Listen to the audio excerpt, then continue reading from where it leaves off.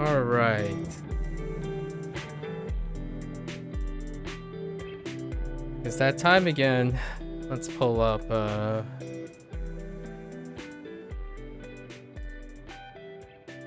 you know what time it is.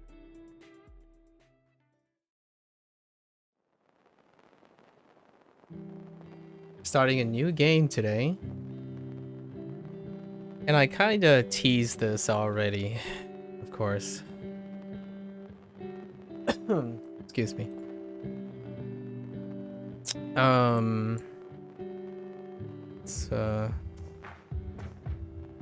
Let's set this up here.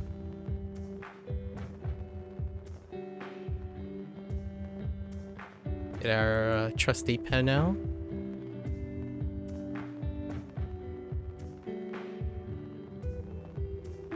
I finally relieved myself of my overbearing bladder.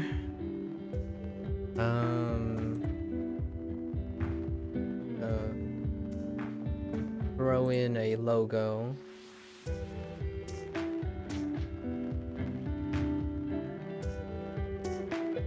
That's good enough. All right. The Unfinished Swan. TM. Trademarked. All right. Oh, I forgot my tablet drivers. All right, folks.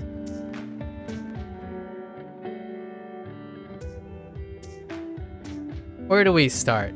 Well, today we are, as everyone can see, we're starting the game, The Unfinished Swan. And now we actually have a history involved. There is an inspiration for this, right? Previously, we have played a game called What Remains of Edith Finch.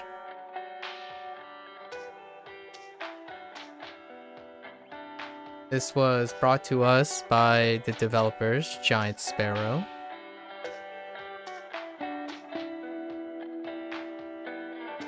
And publisher Annapurna Interactive, right? And we previously talked about Annapurna, so they are a indie, I'm gonna say a publisher of indies. Not to be confused with an indie publisher. So like if Giant Sparrow was to publish it themselves, they would be considered an indie publisher. At least the terminology that I'm using. Right? And what can I say about What Remains of Edith Finch? Let's cover a little bit. It is easily a masterclass in storytelling. If you have any itch for a profound experience about life in general, and maybe a little bit spruce of surrealism, kind of a lot of surrealism, it's a masterclass in storytelling. It's Giant Sparrow's actually second game. Right? Second game. And there hasn't been a new game since at the moment. So I'm actually quite excited to hear about their next project, if there is one. And I don't know if Giant Sparrow as a group is still going by Giant Sparrow. So there is a chance maybe a bigger group has come by. So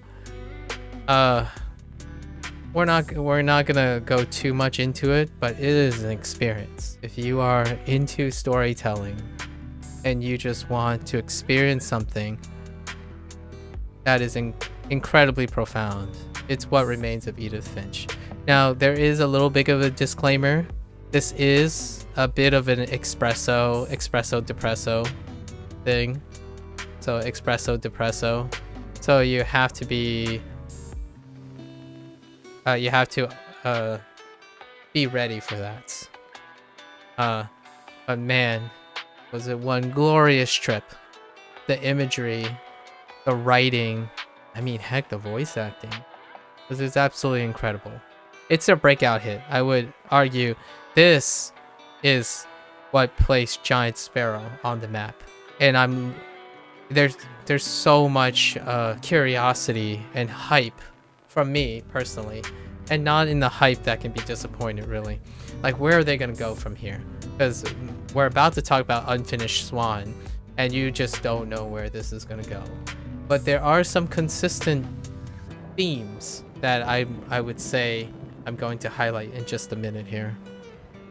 So Giant Sparrow, why am I playing the Unfinished Swan? Is because of What Remains of Edith Finch. And that's the fantastic thing about when you think about developers as a group of people who are creating things. It's different than thinking about the game as a product, right? So some of my personal motivations. What are personal motivations? Well, I played What Remains of Edith Finch. I prioritize developers as people, not an entity that's providing a product, right? And I'm not product focused. The main draw is the legacy of the developers and people. And a little bit of Annapurna. I actually think Annapurna, as a reflection of Annapurna, they have a winning, quote unquote, winning reputation for funding projects like this, What Remains of Edith Finch. Like, that's if you, I understand publishers and all that stigma and the general trend, but there are wonderful people who know and have a consistent brand and quality that they're looking for. And Annapurna is on a tear right now, in my opinion. They have a winning reputation. It's on the uptrend for funding incredible games like What Remains of Edith Finch. I mean, if you're thinking about Annapurna, like, if they were going off of the Unfinished Swan, right? Just specifically going off of the reputation of what Giant Sparrow had, this funding What Remains of Edith Finch would be a leap. But what that's saying is that the people who are making the funding choices have a great eye for, like, not necessarily nepotism or legacy-based things. Like, for example, what I would say is this is a great example where you are a publisher of indies. How's this different from a publisher, right? Like the stereotypical publisher, the one that most people are referring to. Oh, hey, FromSoft just made a really popular game. This company name from this developer group, FromSoft, just made a really popular game. Maybe we should approach them and get them to make a sequel for us so that we can share in the cut, right? We'll throw money at them and then they'll return on investment. We gotta secure this stuff. That is not the mentality, generally speaking, of what this is happening. Generally, publishers of indies have to take risks, and that involves at least a decision-making system that takes risk on non-continuity, right? The people they pick up have risky projects, and it takes a different subset of skills to pick out what their next big title is going to be. And sure enough, I actually think, let me fact check just in case. I'm pretty sure we'll talk about this in more detail in a sec here.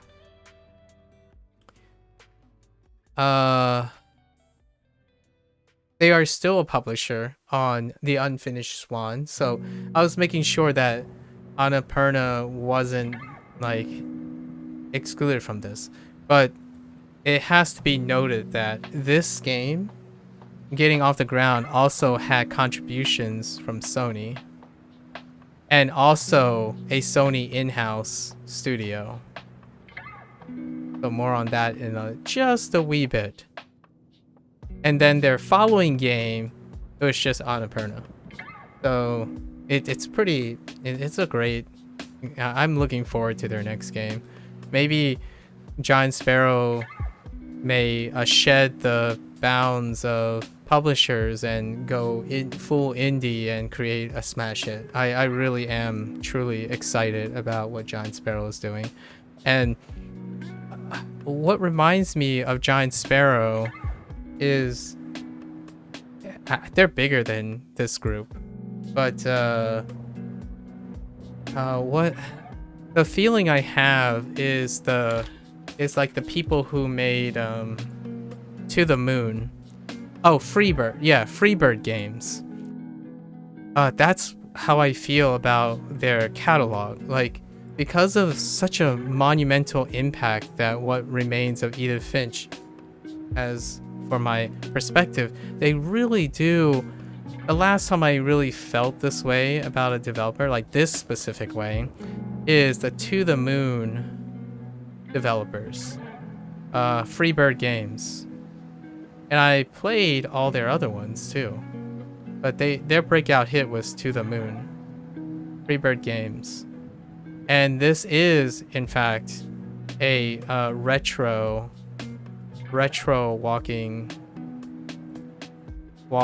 sim kind of storytelling thing. And it's a beautiful universe that they're continuing to expand. I even talked about this a little bit.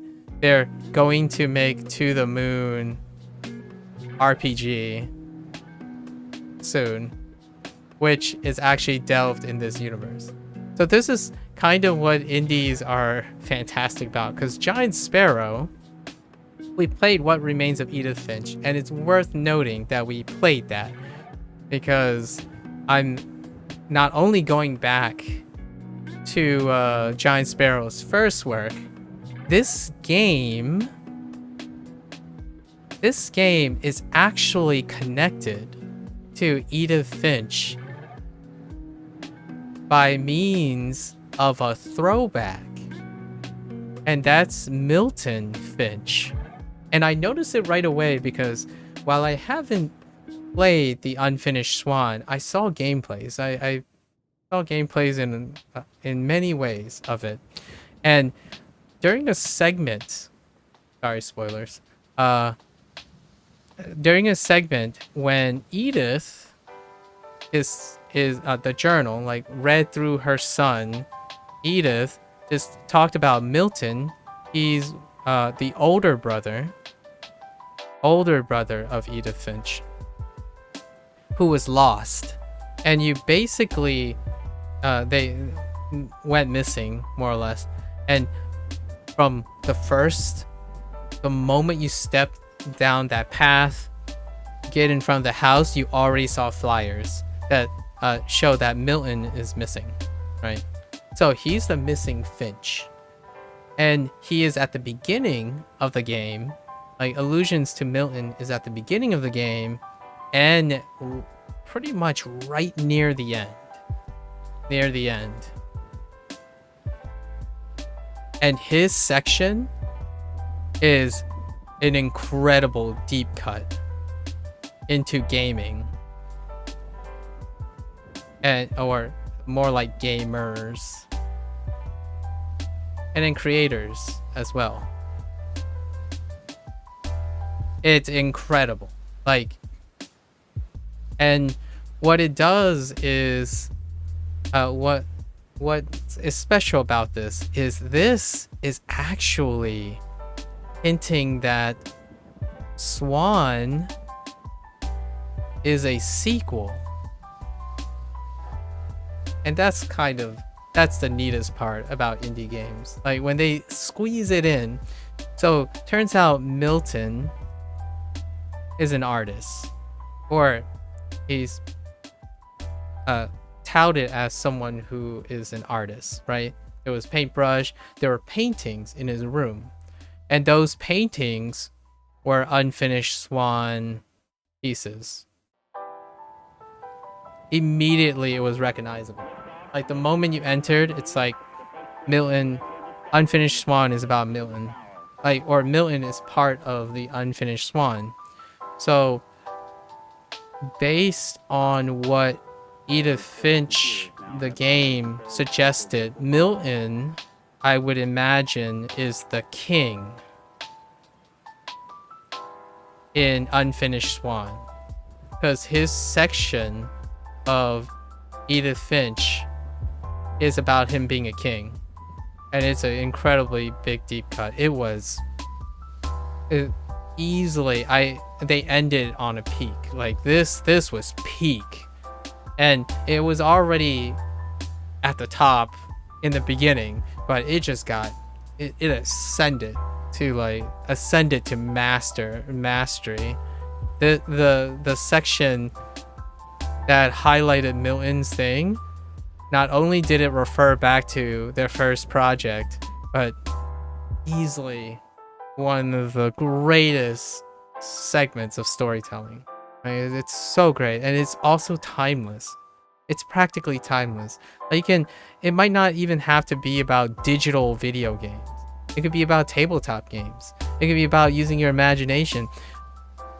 It was a deep cut into life in general, like the life grind. This section was awesome, like incredibly awesome. They even made a visual like trickery, like progression of fantasy games, like on a technical scale. Like the perspective changed and then suddenly becomes first person. Like it was so good. Like, if that wasn't enough to encourage me to play the Unfinished Swan, this is. It is actually, without a doubt, 100%, I imagine, allusions to Milton is going to be in this game. Because technically, Milton was never found. And what did he do, right? You can make a lot of rationales since both these games are probably surrealism. Just the idea that it just tied it in. And it's awesome. And that's why I'm motivated to play this game. It's actually, it's not bigger than that. Generally, I would go into the whole like spiel about a Giant Sparrow is an indie game, so they decide to start with a puzzler, and then puzzlers are very flexible, right? They're very flexible. It allows them to make like foundational work, foundation stuff, like mechanics, design, aesthetic. Looking retroactively, what remains of Edith Finch inherited from the Unfinished Swan is the surrealism. The surrealism is what I feel is largely the consistent element between these two games. Just what I saw, like cursorily, because I haven't actually played the Unfinished Swan, right? Surrealism. So it's generally a master of artistry, right?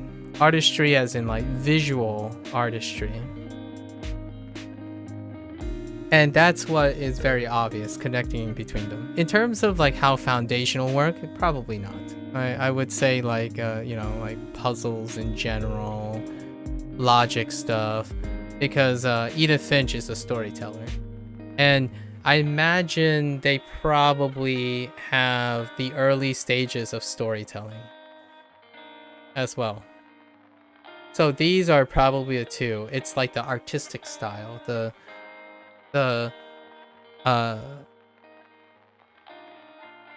storytelling aspects that they wanted to hone and then led to the conception of what remains of Edith Finch. Some things I'm looking for that might differentiate is probably like three-dimensional exploration, right? Because Edith Finch is more of a walking sim. So walking sims tend to funnel, right? Funnel quite a bit. There's probably bigger elements of 3D exploration because this is somewhat of a puzzler. As in, there's probably going to be like environment puzzles, right? And environment puzzles tend to involve level design. So these are probably things that are going to be differentiated between the two. Level design is a different level aspect of level design is in walking sims. Walking sims is about ambiance more. This is priority number one when it comes to walking sims. However, this is secondary. It's second to mechanical functionality when it comes to puzzlers. So if I had to venture a guess, it's still going to have a lot of ambiance. However, some of the things that they use to simplify and become minimalistic is because it also has to be functional, right? Because a puzzler needs clear indicators and clear interacting and clues, things that make logic play to the advantage. So when you have ambiance, like environments, as priority number one, that can be obscured. Usually these two elements are in contrast to each other. When you want a walking sim, the whole place needs to be proliferated. Like the more you can make the world you're walking in lived in, the more obscure the wanderlust is. As in, you walk around, you're staring at everything. You're not really sure where you're going because there's just so much sensory overload. That's a walking sim's classic focus.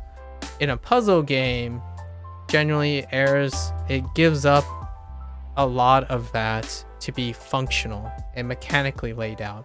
So those are two like big prongs of level design. That's contrast between what I think the Unfinished Swan is and what Remains of Edith Finch is as a game, which we know very, very intimately.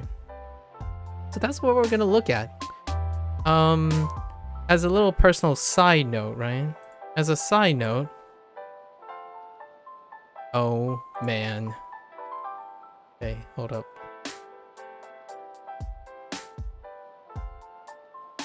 As a personal side note,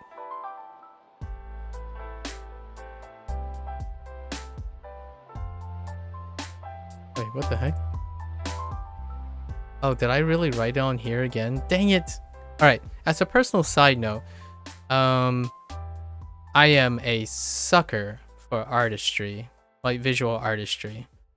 And one thing that I'm also looking for is probably music.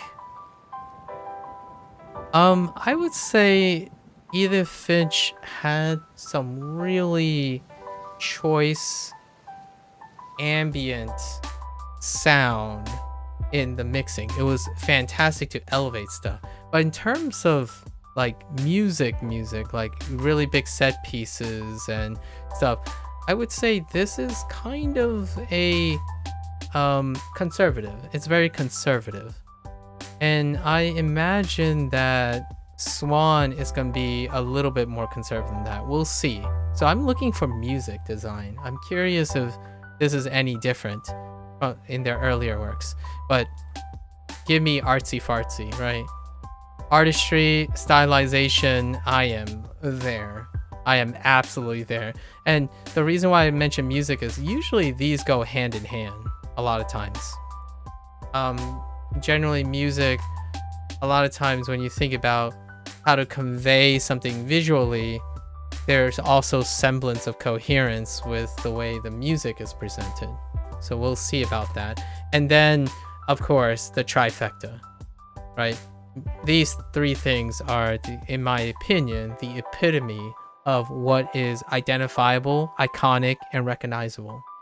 When you think of mechanics, those don't come along very often. When they do, they are equally as proliferative. Like, from, another shout out to FromSoft, I suppose, and their Souls mechanic thing, their de facto gold standard of the balance and the whole package of that. It doesn't come around as often. These three are, in my opinion, the reason that makes indie devs careers. So when you finally have the foundation, which could be anything, like If you want to make a Souls-like, go for it. Like, if you want to make, you know, all the foundations, so they're constantly practicing foundations, right? And then when you slap on top of their visual style, music, and story, it doesn't even have to be all three, just one that pulls most of the weight, you get an indie breakout. And this allows the indie devs to make particular decisions, like where do they go now? It opens up a lot of opportunities. And I'm expecting to see some of that. Some of the little things that you could see transfer to Edith Finch. But to me, I still think to this day, what remains of Edith Finch is their incredible, outstanding breakout hit. Like, as much, and I don't want to take too much from the Unfinished Swan, legacy is very important. So it's good to know where all those inspirations and stuff comes from. And I'm looking forward to playing this. Overall, this is a short game. So, we're gonna probably divide it into 2 sessions because I really want to make a closing remark in a different session. If we do end up crossing the finish line today, that's gonna be a little interesting. I think, as far as I'm aware, it's like roughly 4 to 5 hours. So we'll definitely follow it up tomorrow as well, or the following session. Yeah. And those are my thoughts about Unfinished Swan for the moment. I guess it's worth noting that I do have a long history with three-dimensional pre-camera puzzlers, right? Shout out a few. Portal, right? Portal 1 and 2, but we'll just say Portal. Talos Principle.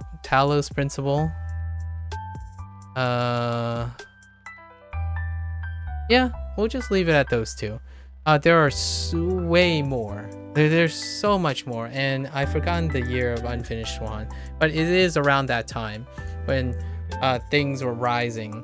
Like, eventually the Witness devs, Obstruction, I think that's what's called, Obstruction or Abduction. I think it might be Abduction. Tons of 3D exploratory puzzle games that are incredible in scope. And we're talking about 3D first-person ones. There are lots of 3D third-person ones too. Like, the most recent would be the isometric puzzler Cocoon, right? So let's get into this game and see what it's like.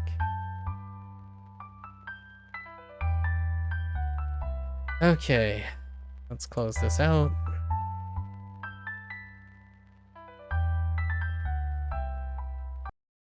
Thank you. Thank you, track. And hopefully I have most of the things set up. I'm pretty sure everything's set up and in order. Hop right in. We'll go 2 hours into this game. 2.5 hours-ish. So 4:40 right now. So 7 hours. When it hits 7.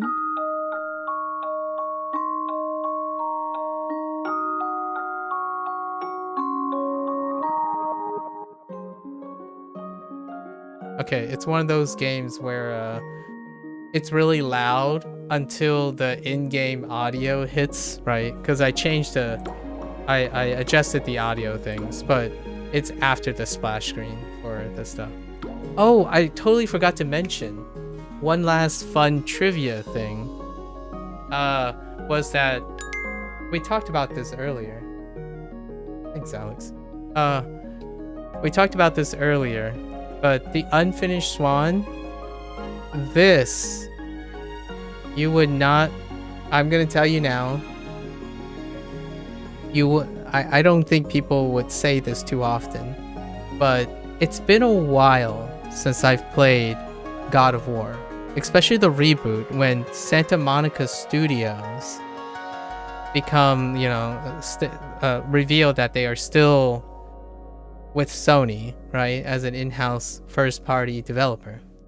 But what I can tell you is, because I'm playing this game, technically, I have also recently played a Santa Monica Studio game. The only reason I'm saying this is because it's such a rare occasion that some players might not realize. And the thing is, Giant Sparrow, while the development of the Unfinished Swan went through like a lot of iterations, it actually has an interesting history that's similar to how A Story About My Uncle, that group, oh no, what's the group's name? Unfortunately, I've forgotten the group's name. But that group, who, in conjunction with Coffee Stain, had a similar relationship. So, for Unfinished Swan, Giant Sparrow pitched this game, released the game in some form, won an award, I think, possibly. I don't remember. It's for one of the gaming festivals, right? And then with the help and collaboration of Santa Monica Studios, the very same studio that makes God of War and has always making God of War. I was one of the PlayStation 2 era God of War, right? 1 through 3. Now they're back, but meanwhile, they collaborated with Giant Sparrow to bring the Unfinished Swan alive. So that's where that whole Sony and Santa Monica studio came in.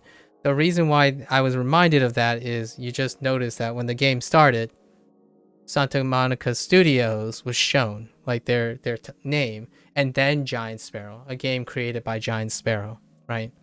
So, hey, it's a really weird flex, but technically, playing this game makes me probably a large minority that actually played a Santa Monica Studio game, you know, like that they also worked on, that isn't God of War. I'm just saying. I'm just saying. All right, anyways, that's just a fun little thing. All right, let's hit the play button.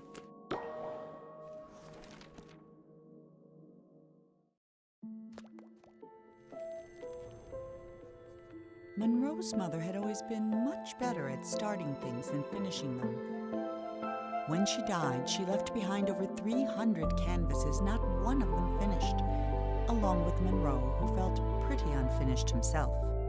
The orphanage allowed him to keep only one painting, and so he chose the Unfinished Swan that had always been his mother's favorite. But that night, he woke up to find the swan had disappeared. So he took his mother's silver paintbrush and followed the footprints into a little door he hadn't seen before. Interesting. So we're taking the perspective of Monroe, another kid who lost. Man, there's so much tragedy. Okay, that's a consistency between the Giant Sparrow games. It's usually espresso depresso as the setting. Although there is a deep cut here about how surrealism works, and like how art and stuff is incredibly expressive because it comes from a place of like emotions, and a lot of times it does deal with heartache and, you know, the expressiveness of emotional upheaval and ambivalence, and that kind of plays really well. It's a story that complements very well surrealism, and I'm pretty sure the game isn't frozen. It's just that right now the world is completely white, and I hadn't moved my cursor yet. So just saying, just to let you guys know that it isn't like deliberately flashbanging and frozen on flashbang. This is probably the game. The game is largely, it looks like an off-white, right? Yeah, you can see the background is white. It's an off-white right now, more of a canvas white. Okay, and there we go. Hang on, I was thinking, I don't know how the audio works. Is it the sound effects? that is supposed to be the vocal track. So the vocal track is kind of like quiet. I don't know if it's the sound effects. We'll turn it up a little. This is early days. Obviously, you can tell, right? Early days. Just the simple stuff. There was language. What other language is there? Huh. You can't change it, apparently, once the gameplay is being done. There is a lot of music so far. That's kind of nice. I love music. Alright. Alright.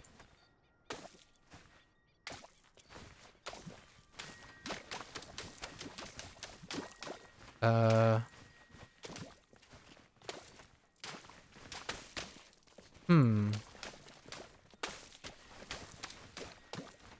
Lots of walls. Are we in a room? What's this?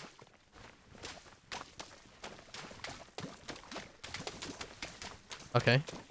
So definitely room. Or like, there's one path right here. So let's go down here. Something is protruding from here. Okay. Okay. I already absolutely love this, by the way. I think we can turn up the audio. So I don't know what music really governs or sound effects. I think this is fine. Yep. There are wind chimes. You know what's interesting? The very first segment, the earliest ambient noise, one of the earliest identifiable ambient noise in Giant Sparrow games is a wind chime. Because what remains of Edith Finch, there was a wind chime on the facing the house on the left side before entering the garage. Make sure. Okay.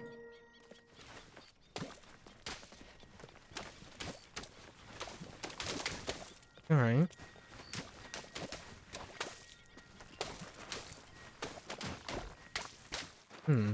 A bench. Bamboo? Yeah, that's definitely bamboo, alright. A fence. Hold up.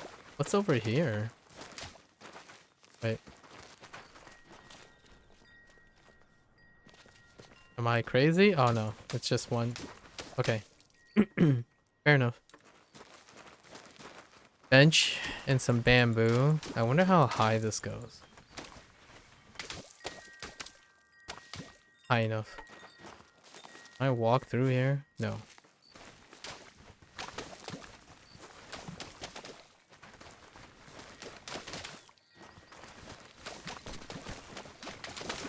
This is so satisfying. The splash noise is kind of satisfying too. Wait. What's... Oh, I can jump. I didn't even know I could jump. So I imagine we're going to be doing some platforming. Some light platforming, probably. I don't know. First person platforming is, I'm already having some, reservations. Oh, there were... Okay. There is fish in there. Oh, that's interesting.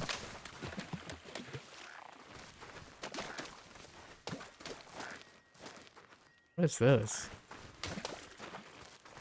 Okay.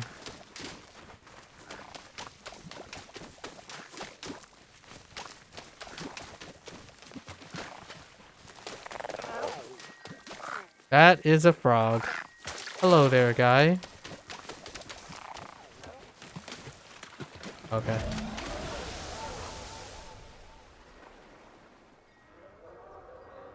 I didn't see it, but I sort of saw it. Something ate the frog. Should kept my eyes on the frog, you know? Okay. That's what happens when you can't focus on things. Sure. Okay. Interesting. Alright.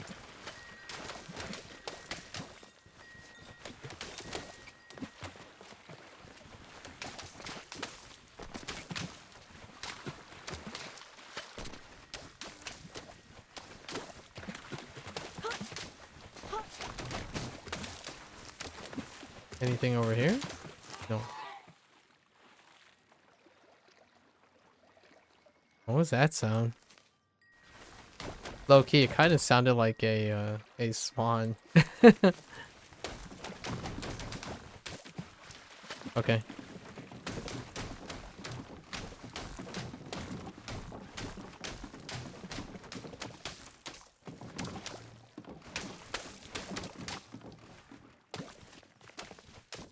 Huh. Stairs.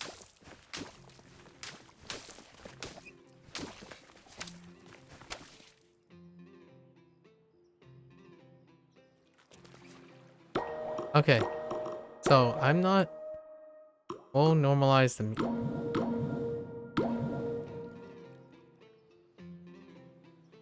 No, it doesn't increase. Oh, maybe there's proximity. Music proximity.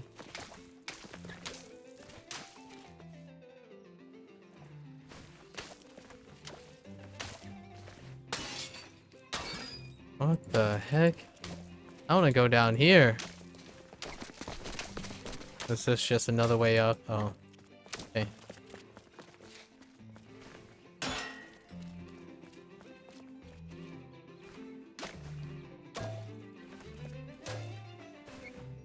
What the heck?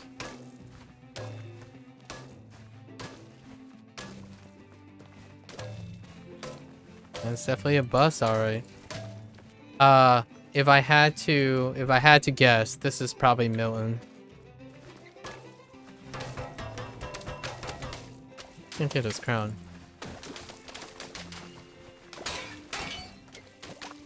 I can break things? Oh no. Oh, it's just the gate.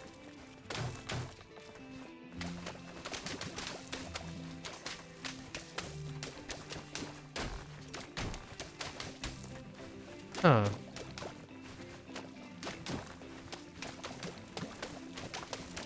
Alright.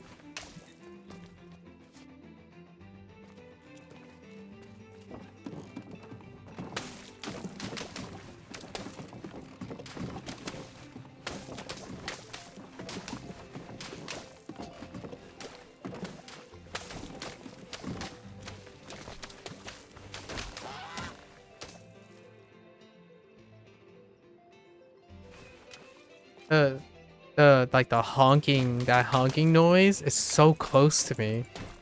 And I feel like I'm gonna get jump scared by something unintentionally. Unintentionally not a jump scare.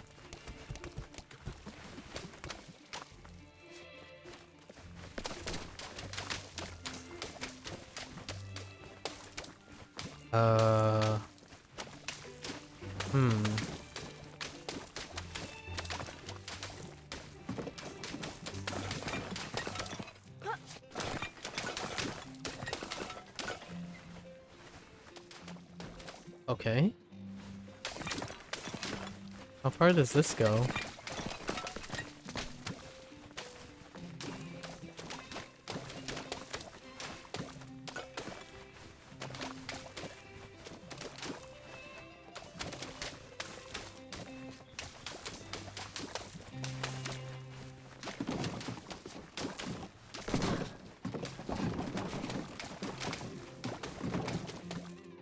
This is absolutely brilliant. Depending on how long the Unfinished Swan has released, I imagine there's gonna be either a remake or a sequel to this, I feel. This is a little disconcerting. I wonder what that means. So we had a crown, right? So we had a crown, And what appears like chicken feet. That's gold. We'll just keep that in mind. In a game that's almost purely black and white. Come on. That's got to play a significant role somewhere, right? Staircase.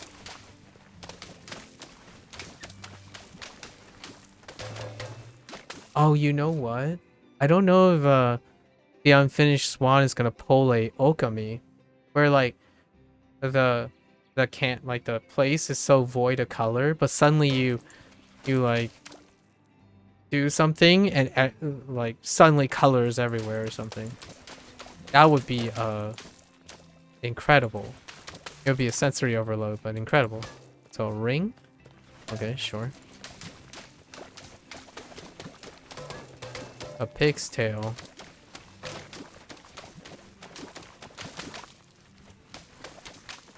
Oh, you know what they could do without the color reveal? Somehow at the end of the game, I imagine this is probably what they're going for. At the end of the game, they would do a backtrack through like what it looks like give you like an aerial view or something of all the paint you've thrown around, and then give you a bigger like perspective shift. Because right now you feel small, right?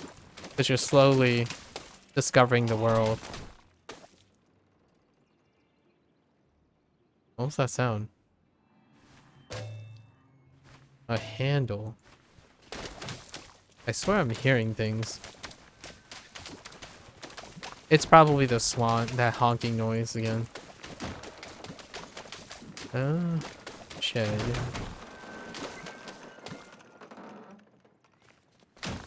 Interesting. First object. Staircase. How far does this go? Is there anything underneath here?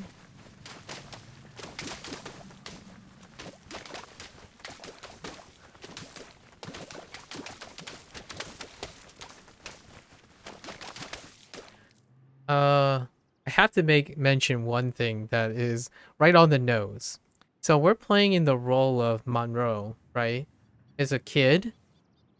We don't know how old the kid is, but man, what a way to display what a kid would do with buckets of paint. Then throw it around everywhere. Although there is some, I might be thinking too much into this, but man, so the kid just lost his mother recently, right?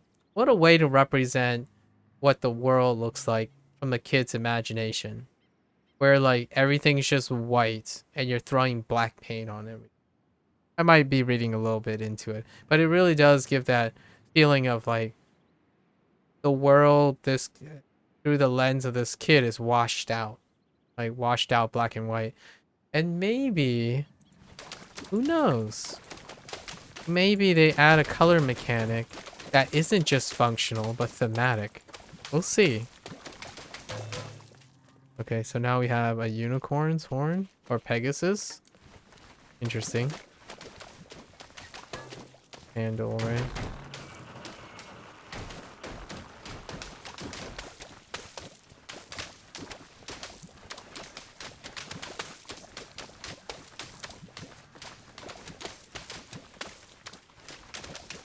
What a way to be a kid, just throwing paint all over the place. It certainly makes me feel younger, temporarily. You can use balloons to buy things from the toy menu. Are you telling me I have to go look for balloons? The king was young, arrogant, and amazingly talented. He was convinced no color existed that was good enough for his garden, so he left it white. While he pondered how to create some new colors, his kingdom began attracting settlers, and soon he found himself with bigger problems. There you go. There you go. A significance to why it's white. Well played. Well played, John Sparrow. Well played. There you go. I was trying to brainstorm about the Okay, and we don't know if the king is from the perspective of a boy, because I imagine the king is Milton Finch, and he's more likely this is from the perspective of a younger boy, right? Young, arrogant, and amazingly talented. That most certainly scream a boy. No color exists that's good enough for his garden, yeah. Interestingly enough, so he left it white, right? Here's another fun deep cut. I don't know. I would love to hear what the writer thought about this. But white is a technically one could make an argument that white is all the colors, right? So he was convinced no color exists that was good enough for his garden. So obviously he left it white, which is all of the colors. Just saying. Like, not that it's interpreted that way. It's obviously suggesting that white is a absence of color while he ponders to make new colors. But white is, in essence, all of the colors. Just a little thought. I thought it's fun.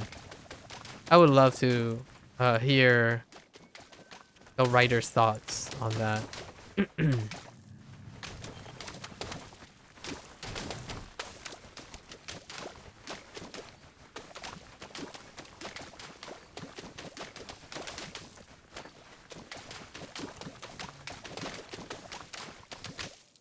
We didn't get... We still don't know why he's throwing around black, though. Like, it could be any color, but it's black. Curious if they explain that. So we gotta find these balloons? Hmm.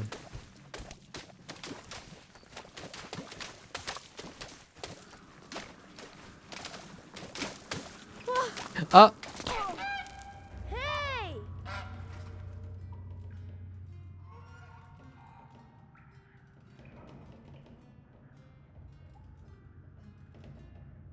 Okay.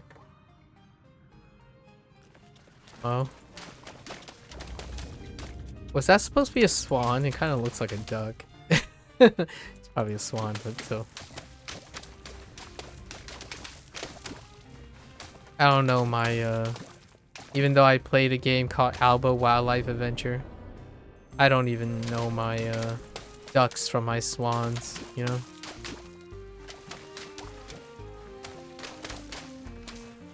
Interesting.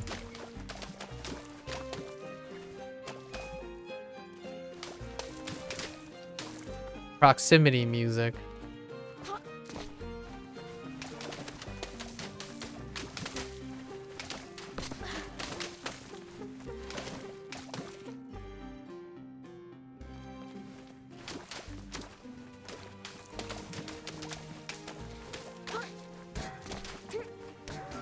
Huh.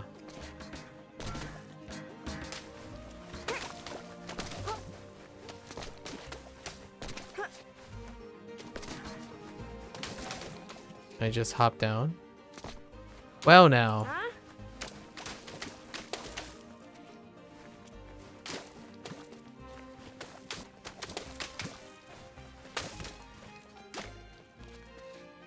Huh. Ow.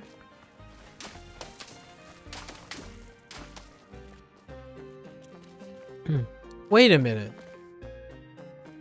Wait, what?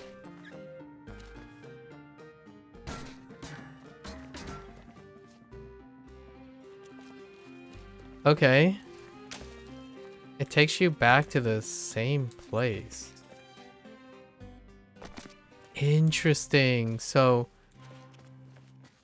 what the heck? Oh, I'm curious if you can like dump these things back down and then it lands on a different... well, let's just go in here first.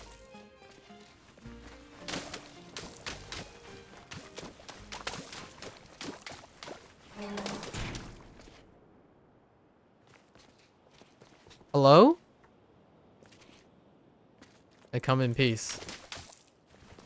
Why did that door shut?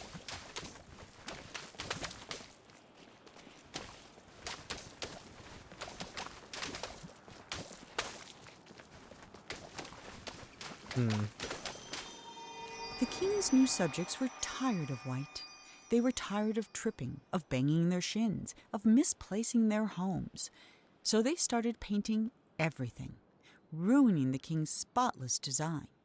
In response, the king outlawed all non-magical brushes and pledged to spend the next month painting shadows for his kingdom. Huh.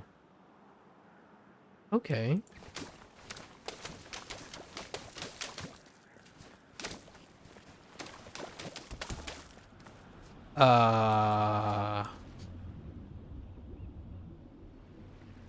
Interesting.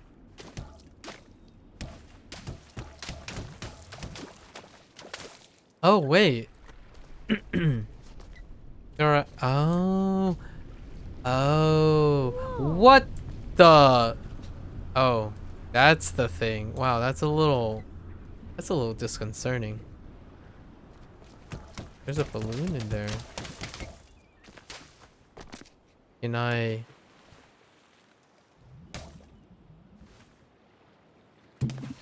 Nailed it. All right, well, that's a little disturbing.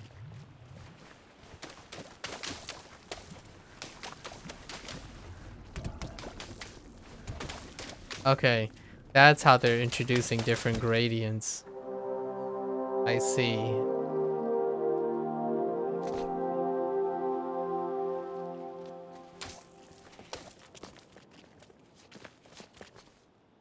Huh. What happens with white walls? No? Well, we're definitely not going in there, right?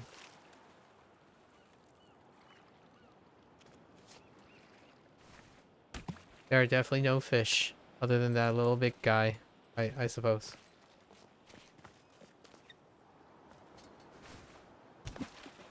Okay.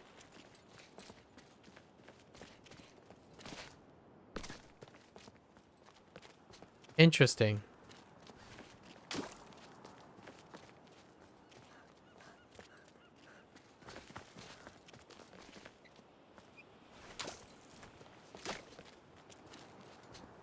Aha! Aha! One more time. What?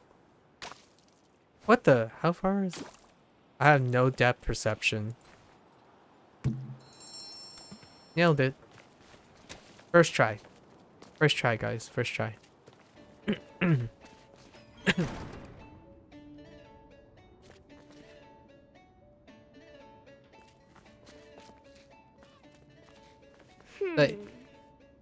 The inner child of me wants to splash everything in black ink. However, we will refrain. I like it. I like it.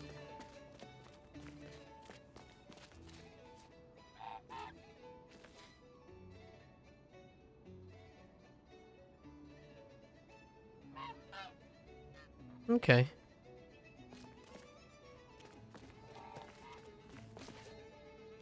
Hippopotamus.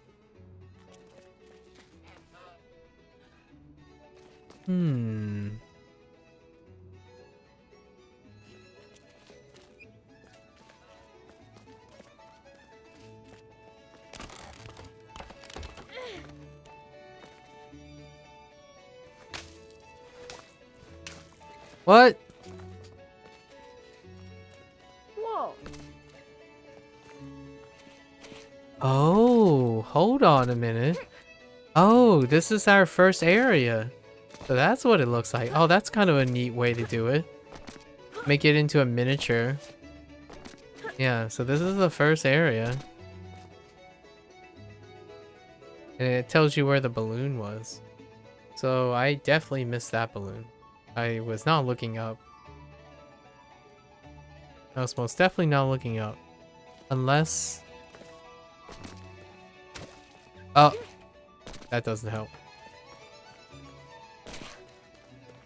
All right.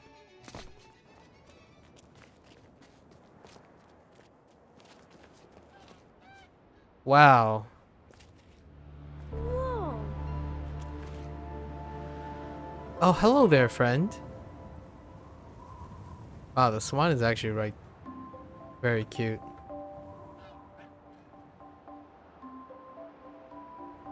Oh, I see the maze. Oh, there's the brush. What happens if This is amazing. Wow. That's actually interactable? Dang. Okay. Wait.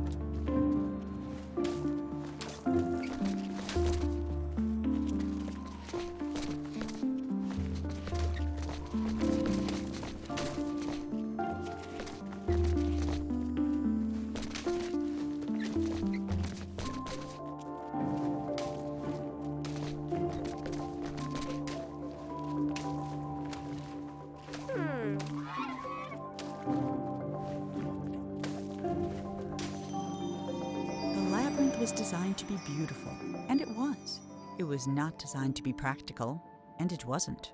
Whole families got lost for weeks at a time, mail took months to arrive, and many worried a labyrinth of this size was bound to attract dragons. Eventually, the complaints grew so loud even the king couldn't ignore them. Dragons. Well, clearly we're gonna have to see a dragon, right? Still don't know what the gold stuff means.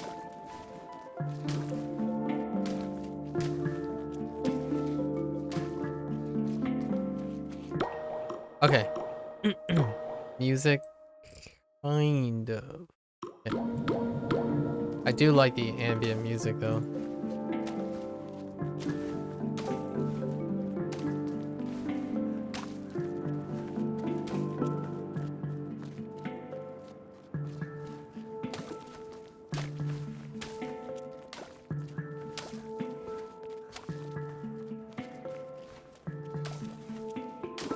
I kind of want to look at all the other paths.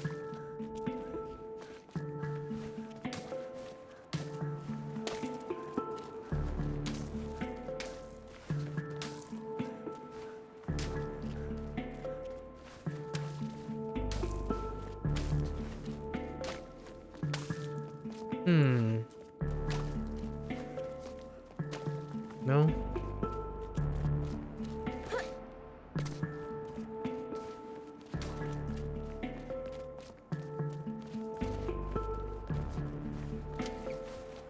Just the constant pure white is making me I don't know what that feeling is. It just feels like a void feeling. Like there's something missing there. Definitely a different type of emotion right now.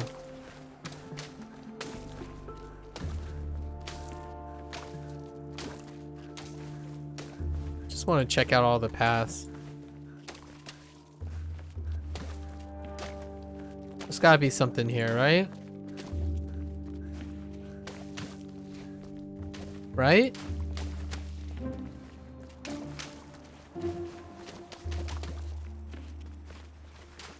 Okay, the answer is no.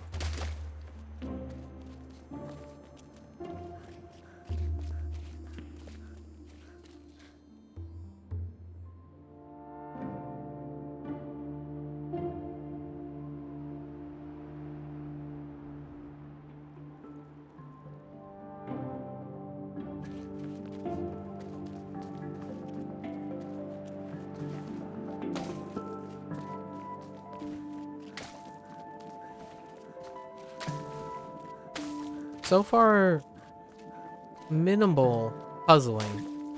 More closer to a walking sim still. An exploration walking sim. Whoa. How How do we get so high up? What the? Can I throw?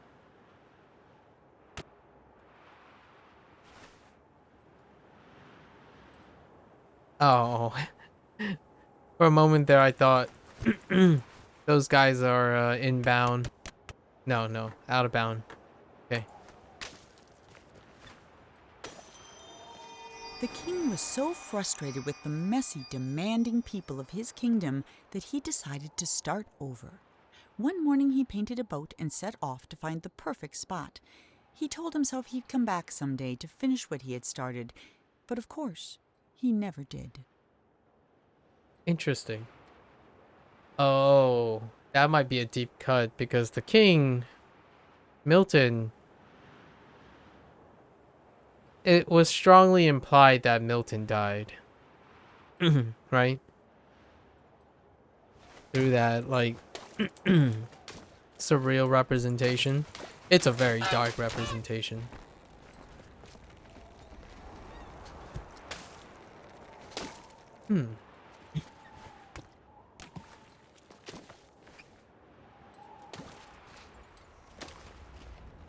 I have such poor depth perception. It's unreal.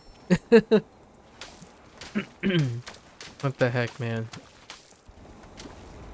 Can I? Ooh. So a paintbrush. Sure.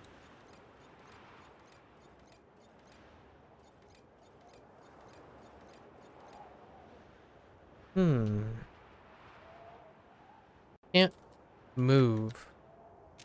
It's just pointing at the brush. That's interesting. Oh, dang. Are we getting into this? For the first time in weeks, Monroe felt good. He felt even better when the wind pushed him close enough to reach the swan. He was feeling so good, in fact, that he forgot all about his fear of heights. But when the swan wriggled free and Monroe fell over the side, he remembered almost immediately. That might have been the end of Monroe if this were a shorter story, but it isn't, which is why Monroe's troubles were just beginning.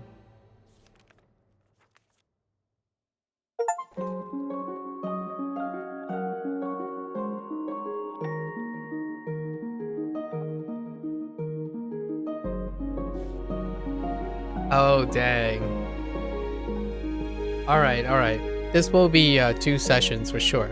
We'll go through the main, like, just, it's 4 chapters, yeah. We'll play the 4 chapters today, and then we'll go back and collect them, right? Just take it in.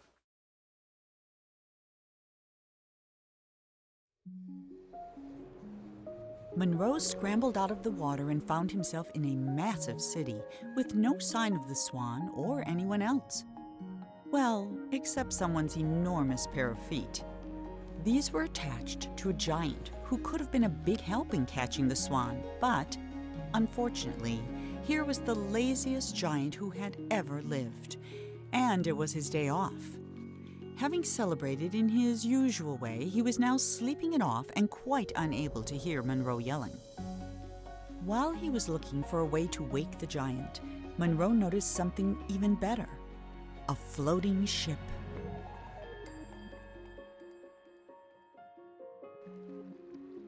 Wow. Man, I really love this. This is, you can definitely see where the inspiration for the way the storytelling is done. It's a very, like, fairy tale kind of thing, or reading a book, right? And it has this feel of surrealism. And What Remains of Edith Finch kind of played into that. Only the subject matter was a lot more closer to home, right? I love this, like, whimsical thing. Wow, it's incredible. Like, the reason why I say this is incredible is you can see, like, if you're looking at this scene, right? The vast majority of the scene is still white.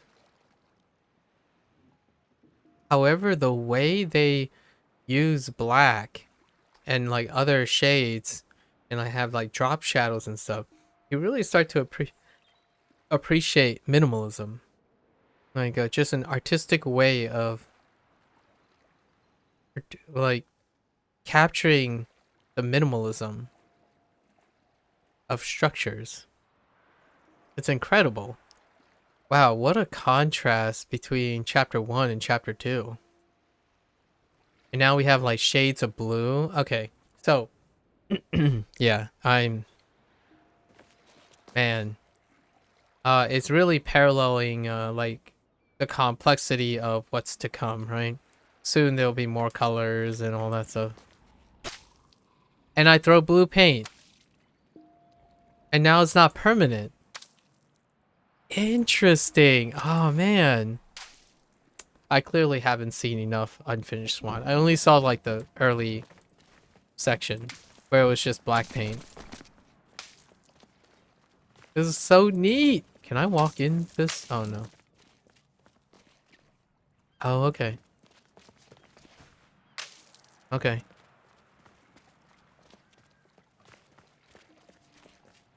All right.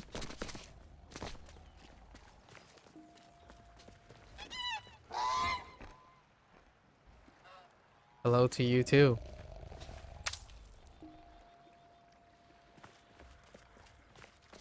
Hmm.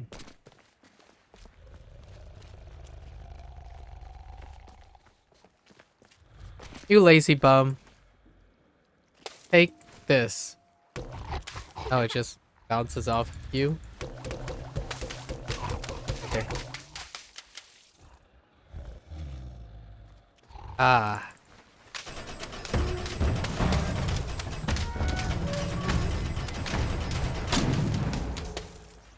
Nailed it. So do I walk across or do I check out what's behind door number 1?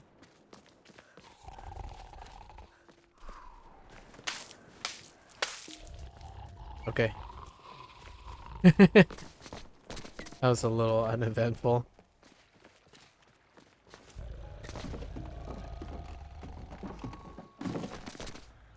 Hmm. Okay. We're going this way now.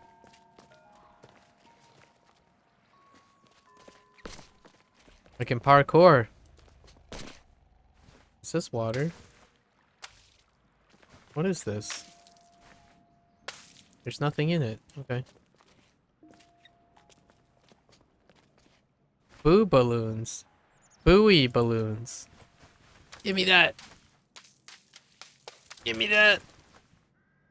It's already above 45 degrees. Okay. Can I, okay.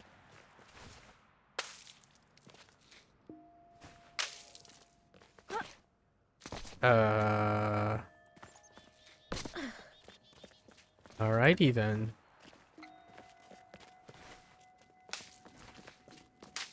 Okay.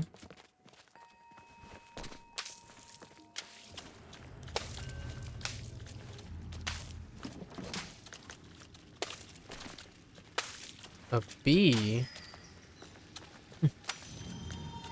Before he discovered painting, the king was a potter. He loved the simplicity of a well-spun pot.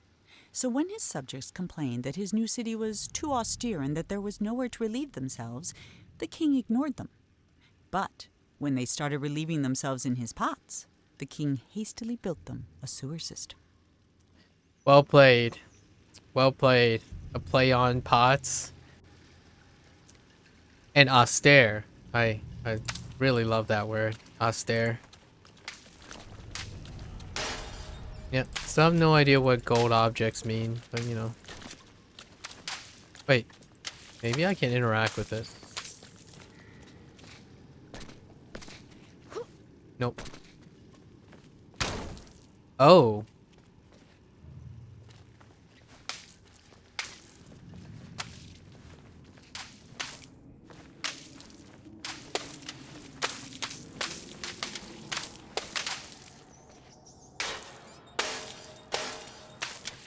Okay.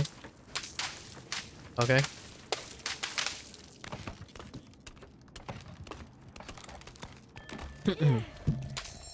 Nailed it. 1 out of 28. Man. Can I open it from the other side? No. Alright.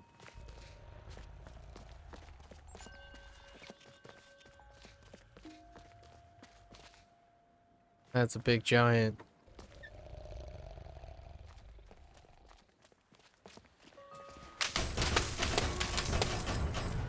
Oh, it's just opening the gate. The floodgates.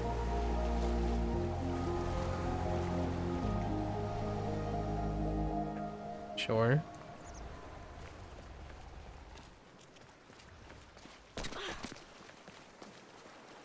Just enough. Yeet. Oof. Okay. Extreme parkour. Give me this.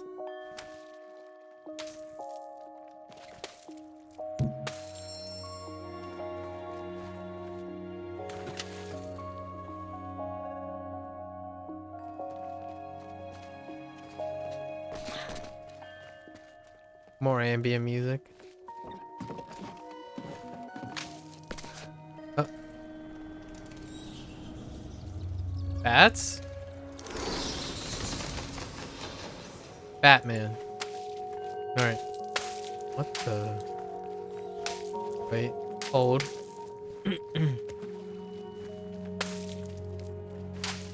Ah, now I gotta go back.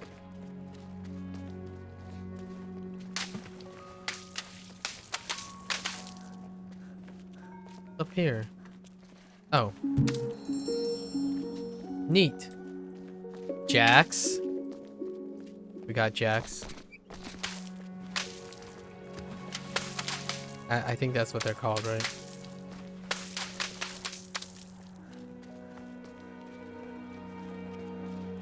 They're definitely not cat traps. Okay.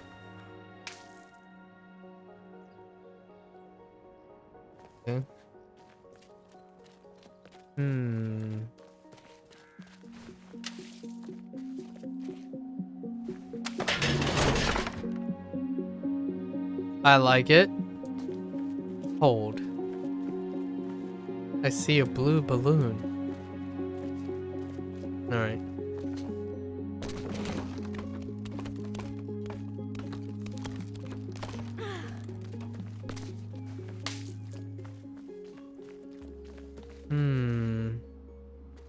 I guess you can jump and make that.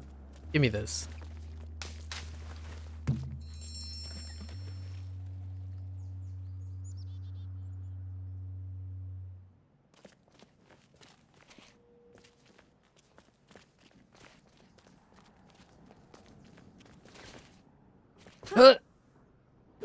Oh.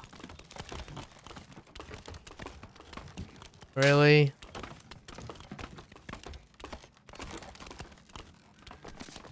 Okay. Alright. That didn't turn out. We went for it. We failed. Oh. Okay, I see.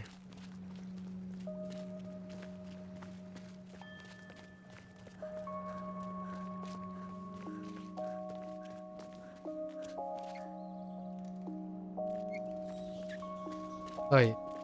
Did I go the wrong way? I did. Wait, how did I get up there in the first place?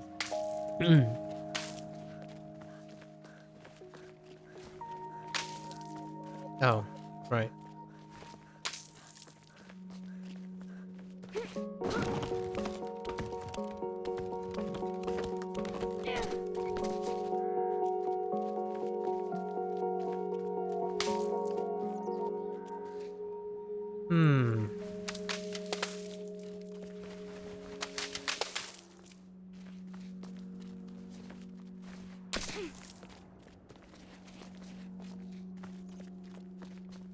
Do I really go for that? I guess I do. Can't run. No.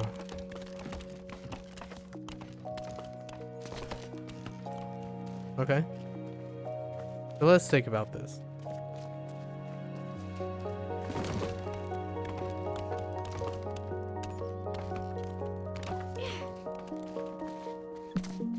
Just dash for it, kid.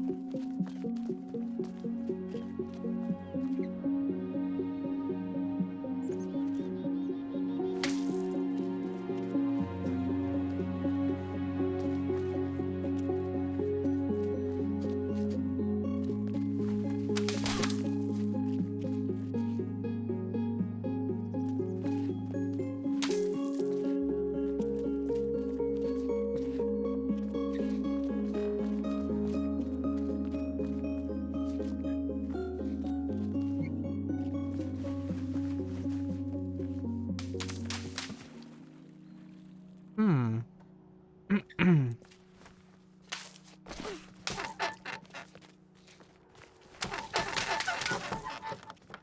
Hmm.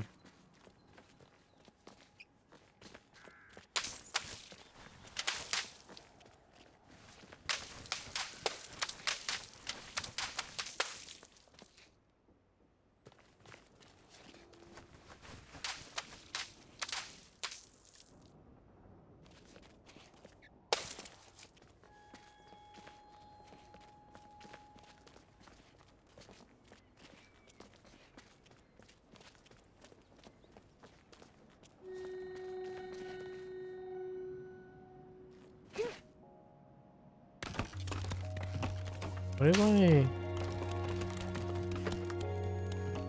Oh my gosh. That's so awkward.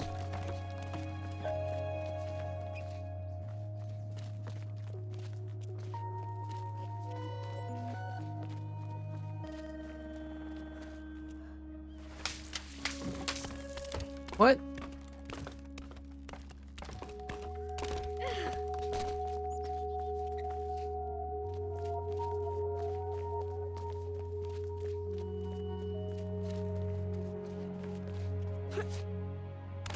Oh my gosh. I'm just 3D parkouring. First person. Yep. That's it. That's the bane. I have terrible depth perception, man. Wow. Why is this? How short is Monroe? Holy heck. This door handle's high. What the? Either this kid is really short or this door handle is really, really high up.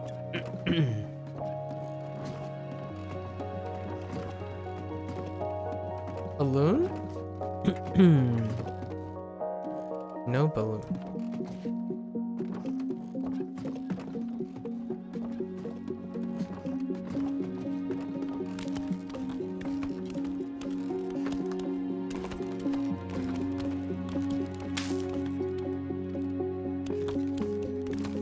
Wait, can I get off here?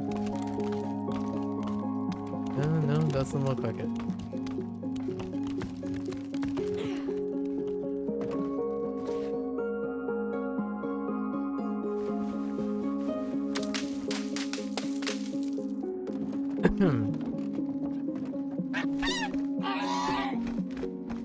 Hi.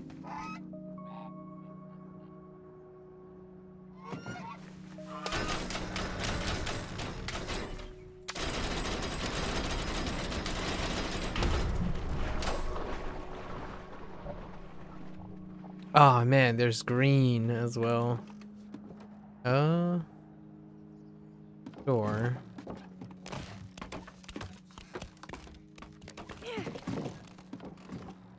Yoink.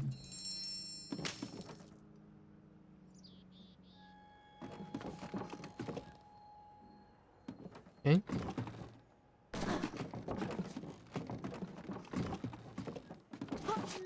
Parkour.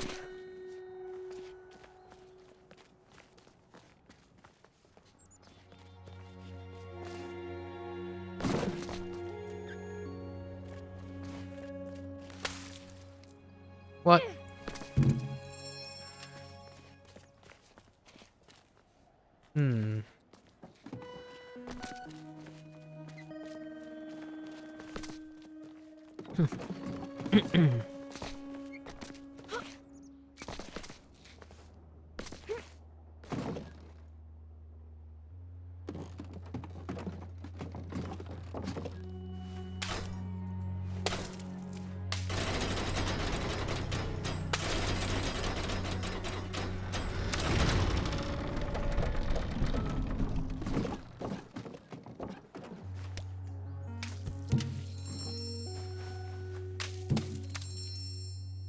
Okay.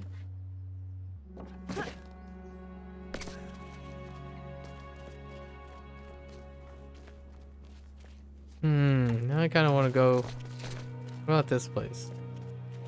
What's over here?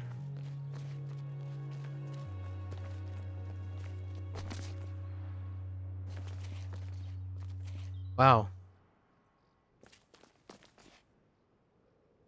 Intrusive thoughts. Be gone, intrusive thoughts. Let's walk down.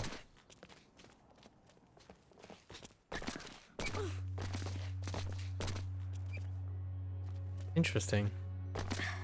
What is this looking at?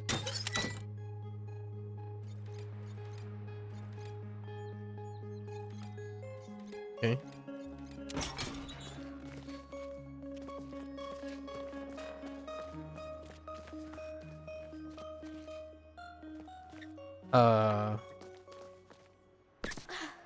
Radio.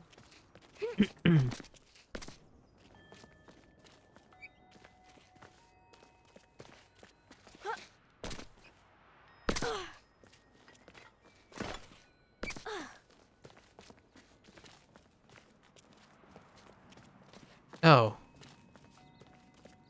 That's awkward.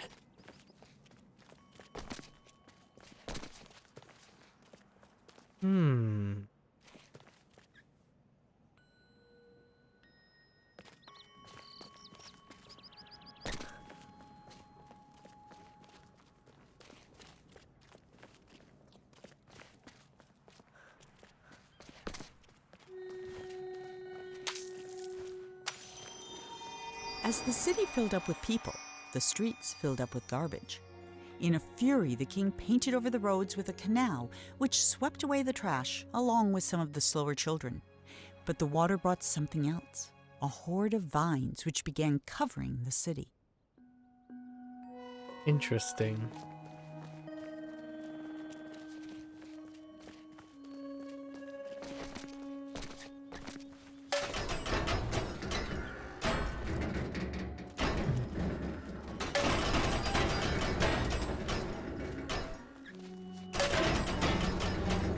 Oh. Oh. Yo, that is wow, that is kind of creepy. All right. That is definitely creepy.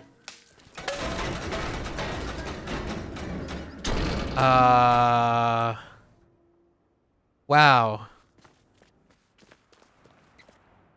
That's very effective. Holy heck.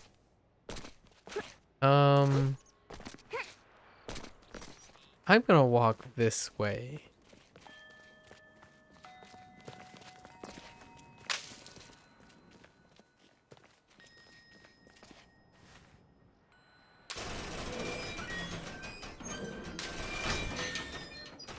Take that, depth perception.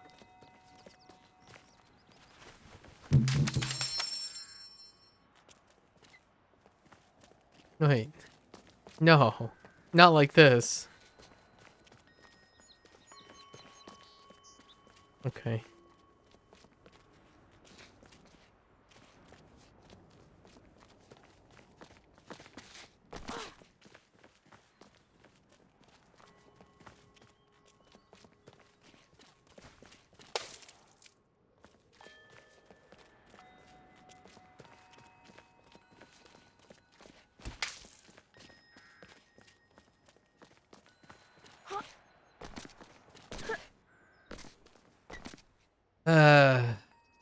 Well.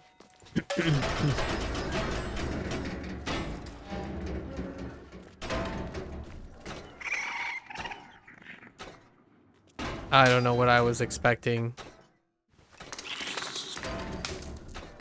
Wait, is that a bat?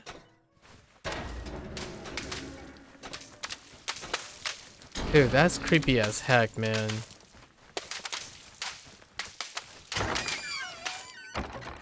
Okay.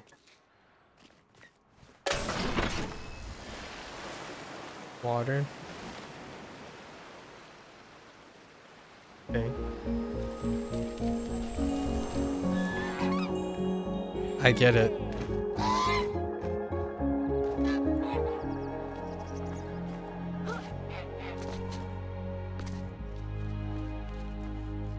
Interesting. Are they suggesting if I put water? Amazing. Absolutely amazing. Oh my gosh, that's awesome.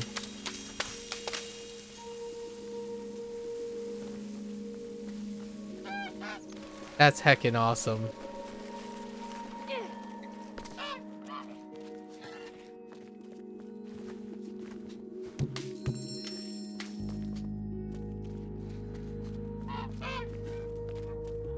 Yes, yes, yes, I see you.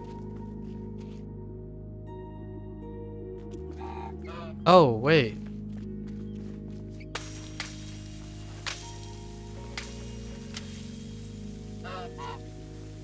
Oh.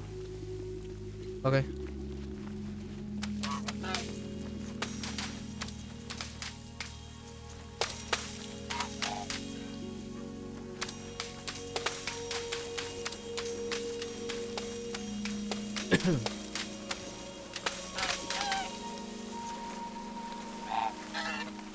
That's so awesome.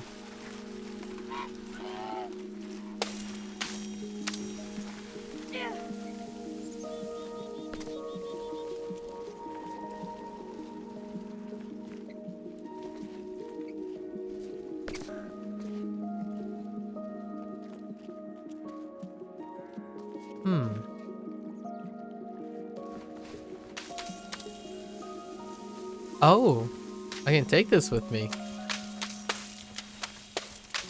Can you form bridges?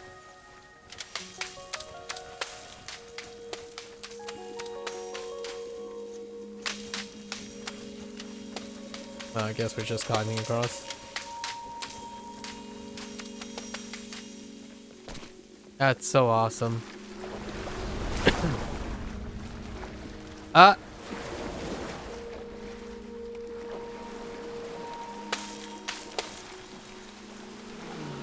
Nope. No, sir. No, thank you. Monroe, please get down. Thanks.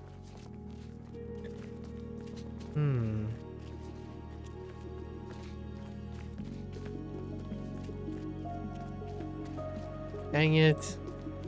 I want to get that balloon.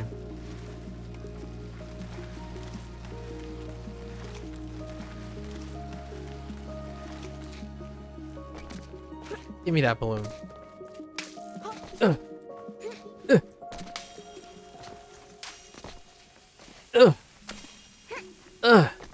Wait, I can climb this, can I? Yep. Okay. All right.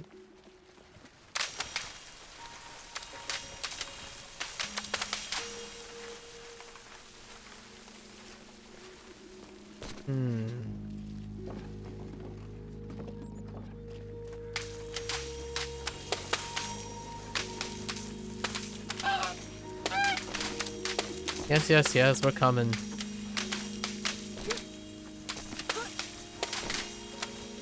Oh, you know, as a little side note though, The Tale of Two Brothers is getting remastered or like remade or something, and I can't wait to play that too. I still haven't played The Way Out or It Takes Two. That's awesome for that team as well. I'll probably have to pick those up too.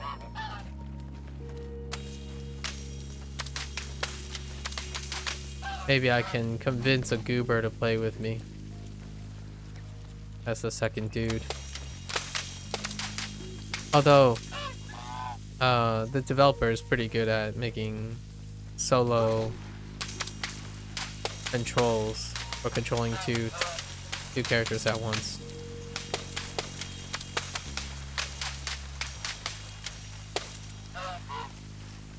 Wait. Oh.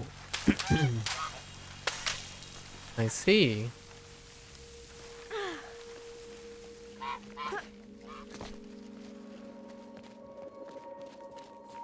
Hmm.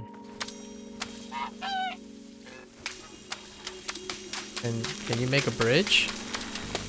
Oh yeah.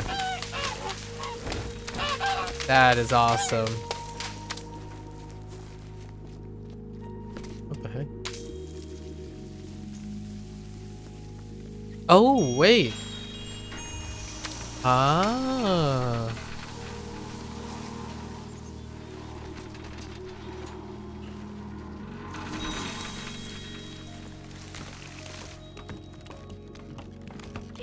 Uh-huh.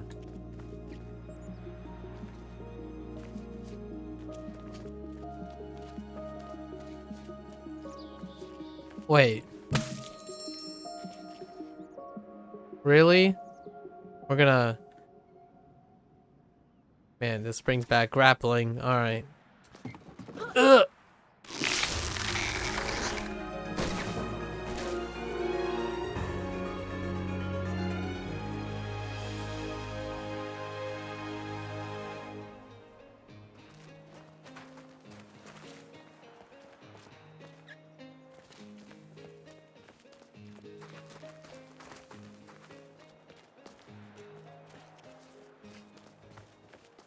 Hmm.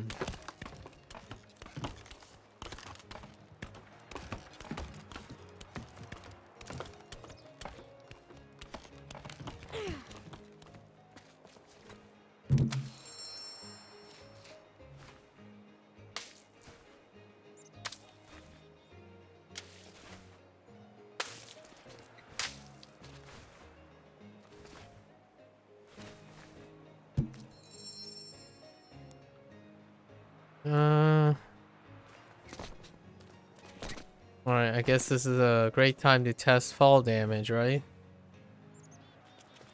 Oh, actually, no. I don't need this. Okay. Oh no. Wait, we don't really. Oh, yeah, we kind of.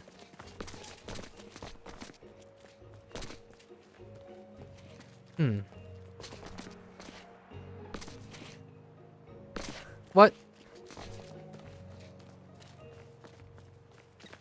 I want to get that balloon. Oh.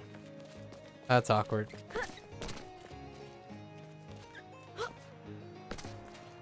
Of all his creations, his greatest was himself. Yeah, I bet. Is there a balloon hidden in here somewhere?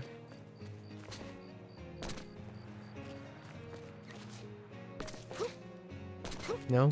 Okay. Unlike his nicely trimmed hedge maze, the vines refused to stay where the king wanted them. He ordered his subjects to pull up every vine they saw. But the people were getting tired of the king's endless decrees, so they secretly began watering the vines whenever the king wasn't looking. Okay.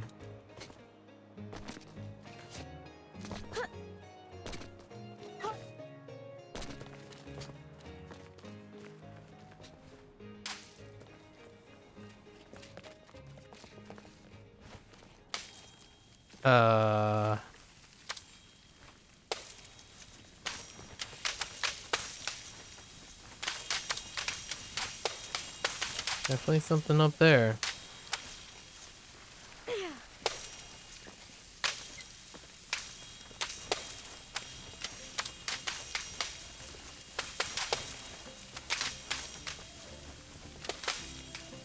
That's such a twist on the black paint being non-permanent, right? Now you can just make the roots cover the area. Can I open this door? Nope. No shortcuts. Ooh. Stained glass. Oh my gosh. This color palette, man.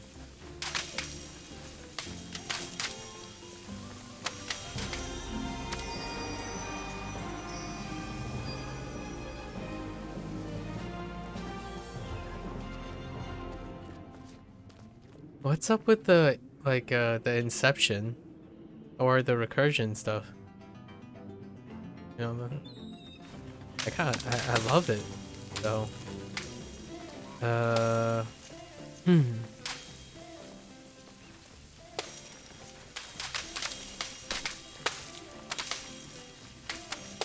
Can I break these windows? No.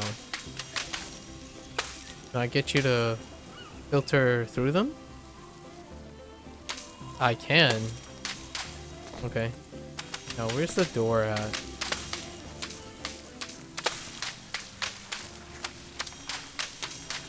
Oh no, that's the ceiling.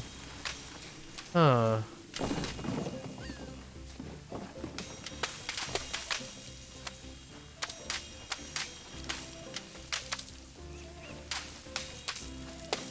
Oh, really? Well, it is slightly early for Santa Claus, but this is definitely one way. Up the chimney we go.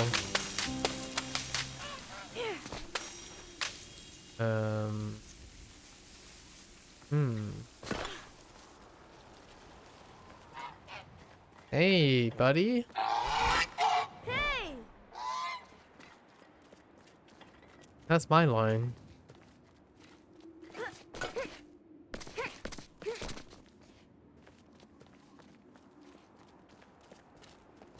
Give me this.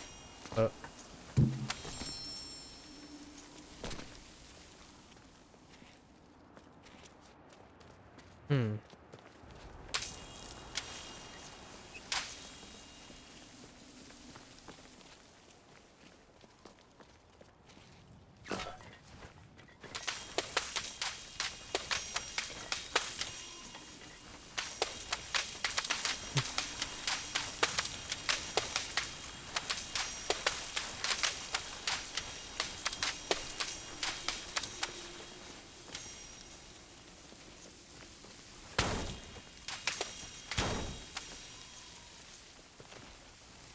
What?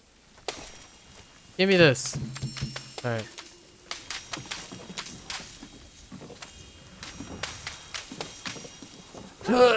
Parkour. Oh no, come here. My friends. I need you. Dang it. Alright. We're on our own now.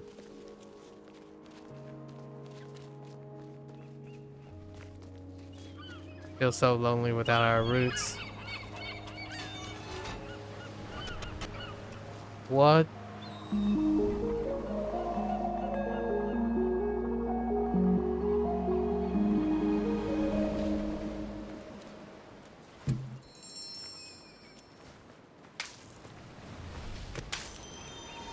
The king hated the sea, and all because of his very first castle. It was the only one he had ever come close to finishing, and it took him a single day. But then the tide came in and washed it all away.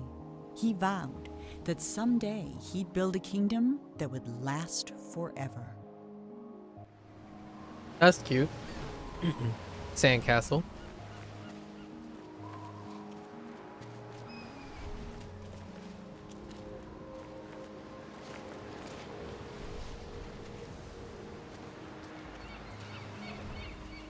Interesting. What the heck are you doing down there?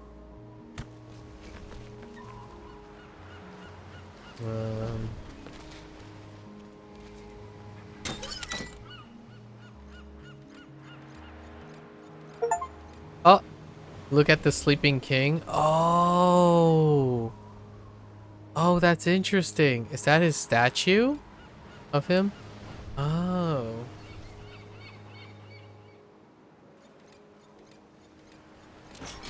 Wow. Now what? Hmm.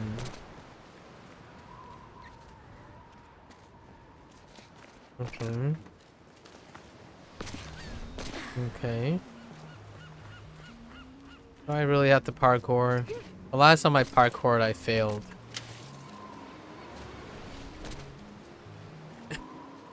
This seems a little unsafe. Let's go over here. Okay.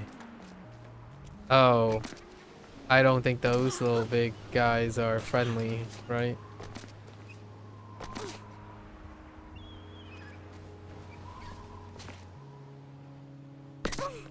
They're chonkers, man.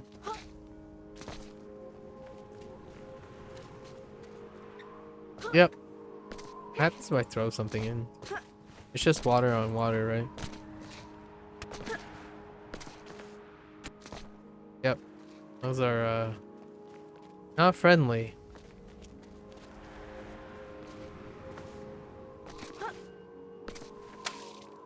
What? Oh, yeah. We got our friends back.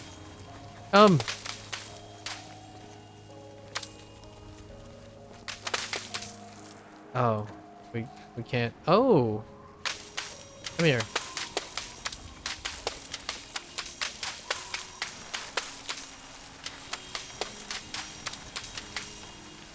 Wow, Monroe is heckin', dude. Monroe is heckin' agile. Like, what the heck?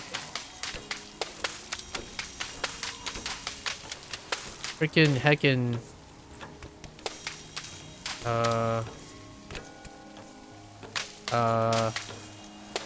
Then help. Okay.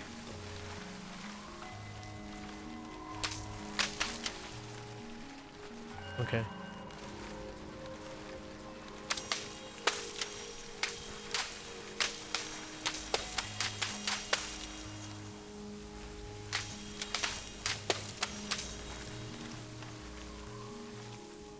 Okay. Go this way.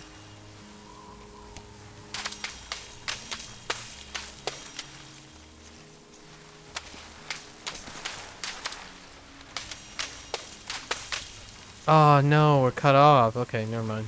Just kidding.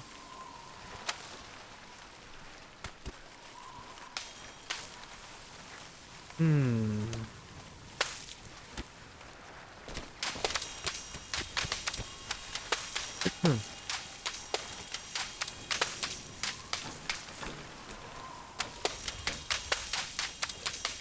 Can we jump down? I think we can.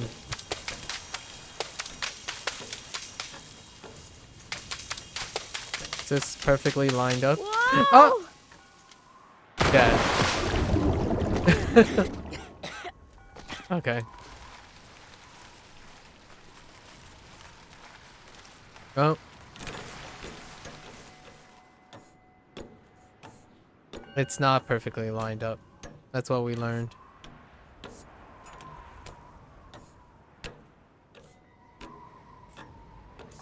Ah! Oh my gosh. Monroe, please.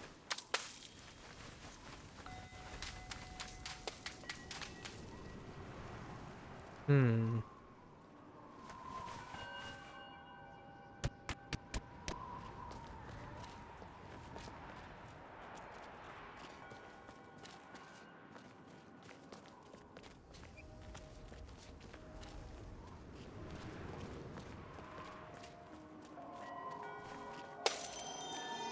The vines were slowly burying the king and his city. No matter what he tried, the king couldn't stop them.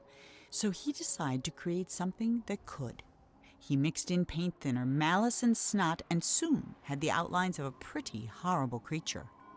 But it wasn't until the thing began to coil its tentacles and snap its jaws that the king understood what he had made. And for the first time in his life, the king was afraid. Okay. That's the closest thing to a tentacle monster that isn't a tentacle monster.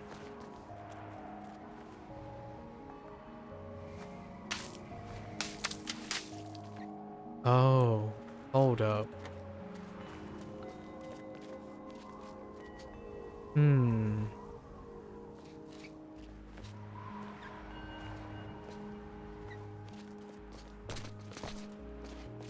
Nothing like another case of vertigo. Yeah, it's cut off. Okay, fair enough.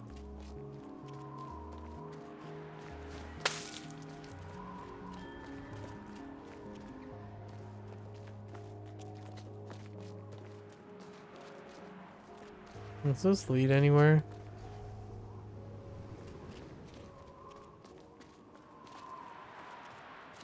What? Yellow?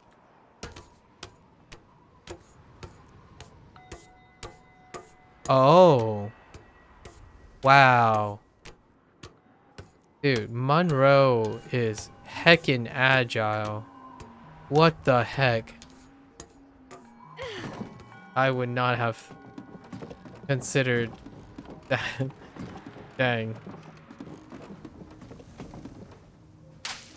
A hose. Interesting. Oh, hold up.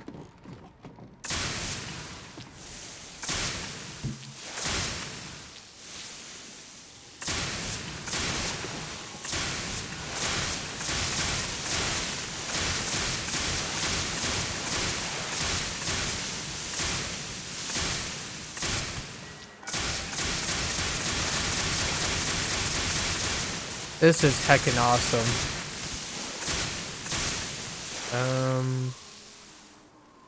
Hmm.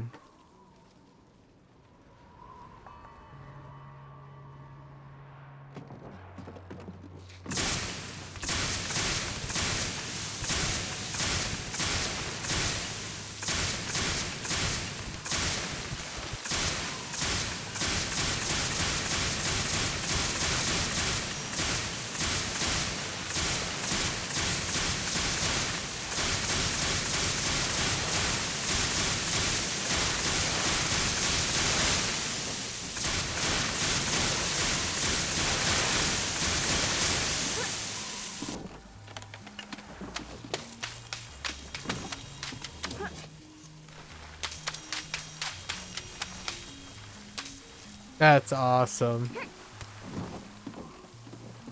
I need a new word. I keep saying the word awesome.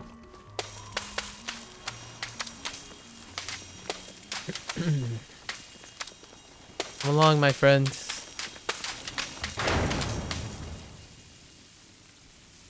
What?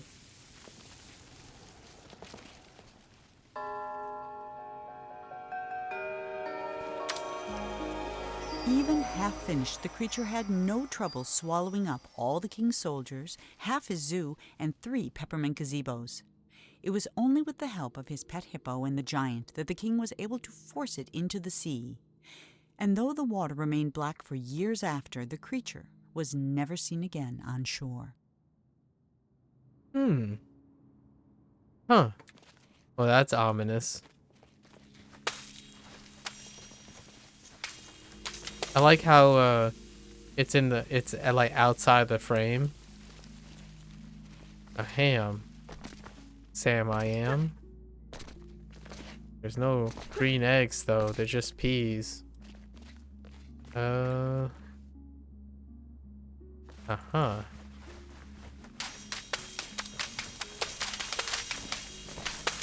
Cover it up.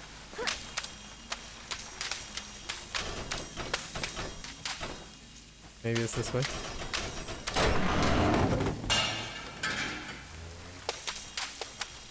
Neat.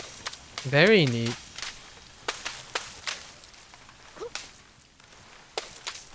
This kid's got the upper body strength of like an Olympian, I tell you. Wait. How do I...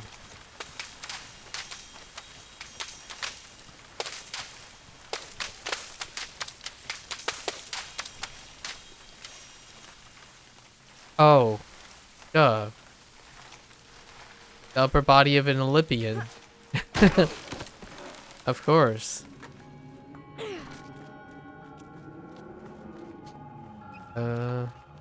I see. Let's go, my friends. Up and away.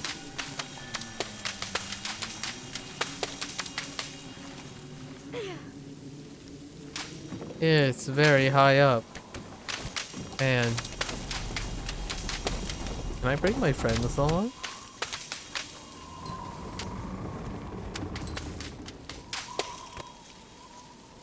What the heck, dude?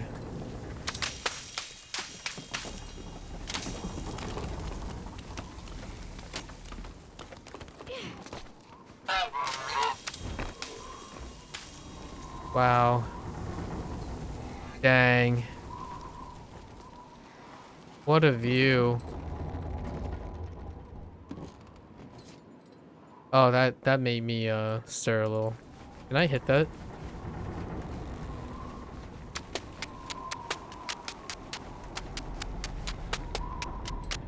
What? Oh, it's the hose. Alright, it's fine. We'll get it next time. Okay. Alright. Huh. Monroe waved goodbye to the giant and set sail. But no matter how fast he went, the swan was always just out of reach. And not for the first time that day, Monroe suspected he was being led somewhere. Then they flew into a cloud, and everything went black.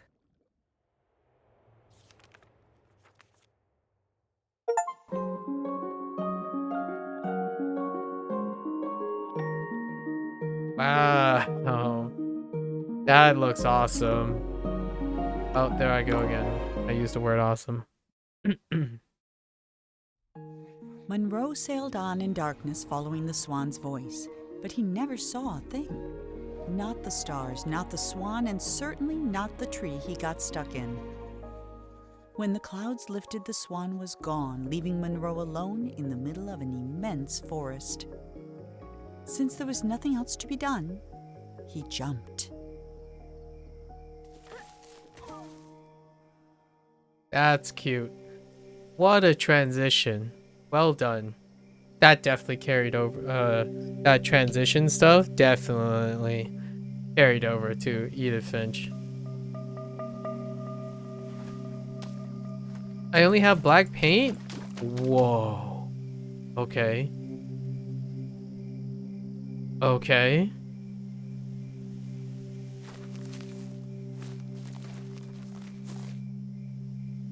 Wow.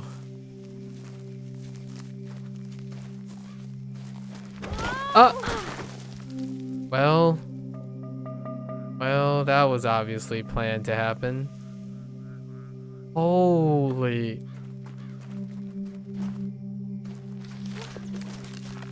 You've got to be kidding me. Heckin', that was a heckin' spooter. That's definitely a spooter. Oh boy. Here we go.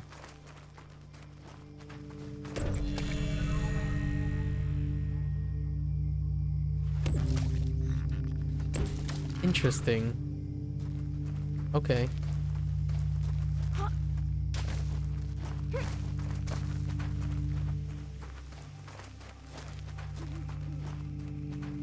Man, this level is so good. I absolutely love this. This is amazing.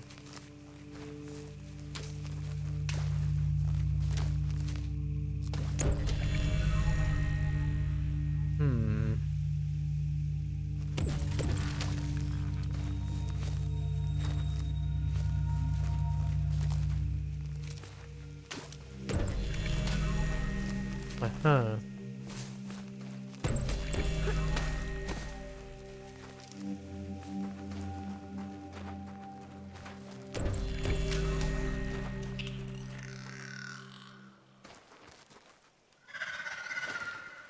Joy. I saw.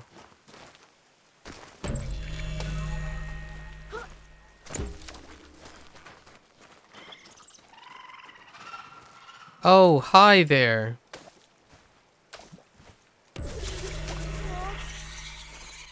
Joy.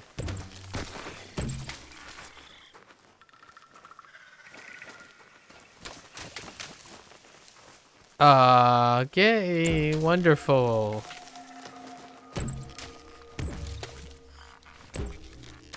That's very effective.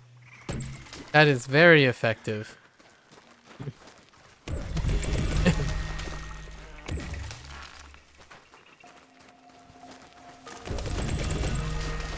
Stay away from me.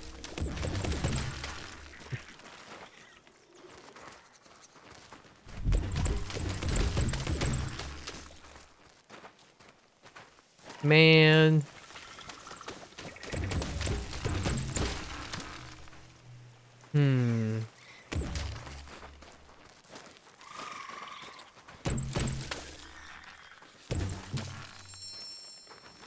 I hit a balloon? I can't even see the balloons.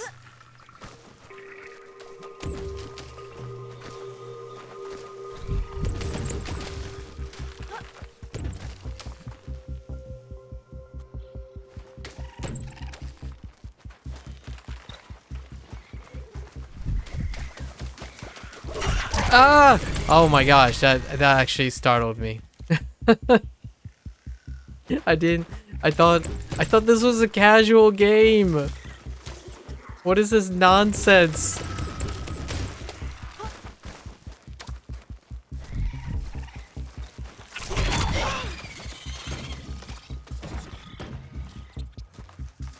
What is this nonsense? Oh.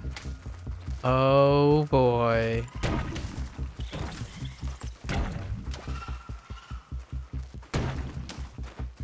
Wow. This is amazing. Let's go.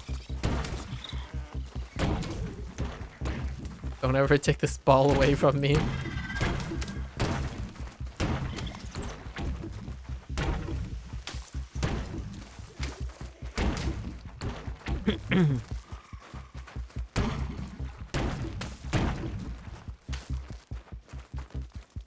No!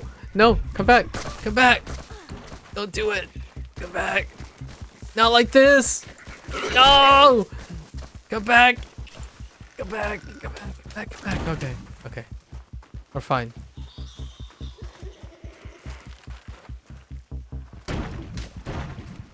Okay. Monroe can't run, man. He has the upper body strength of an Olympian, but he can't run. The lower body of a little kid. Not like this! Oh my gosh, come back, come back. Oh! What? What? What? Okay, okay, hold up. Okay. Are you serious right now?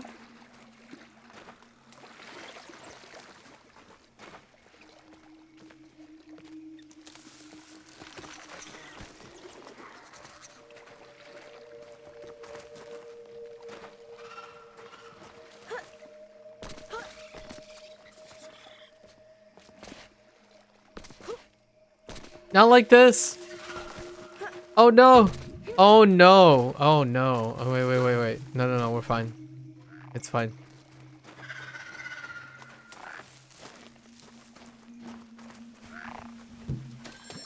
That's the first balloon I actually saw.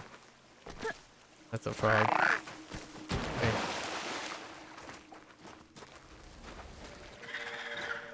Come back!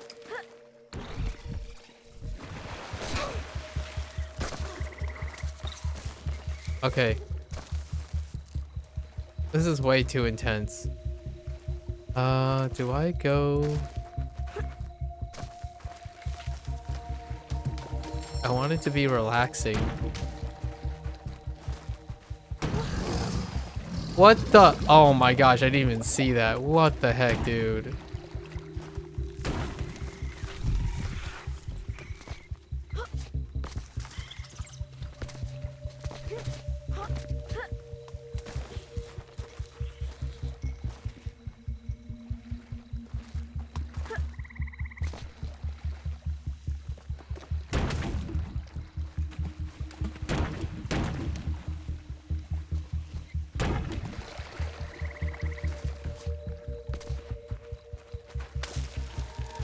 The king was tired of creating perfect kingdoms only to attract less than perfect subjects. He decided he'd have to leave a legacy the old-fashioned way, with a family. So he began to build one, starting with a house. Interesting.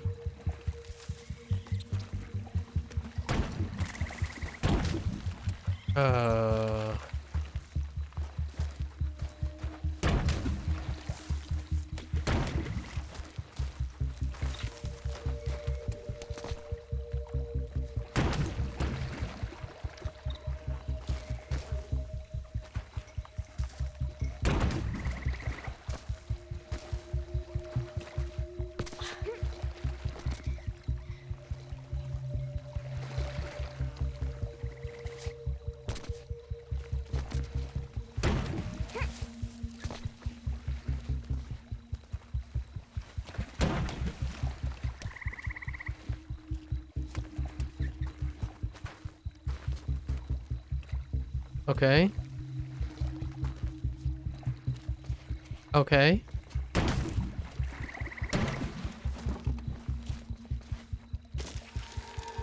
The king had never had much luck with people, so instead of trying to find a wife, he painted one.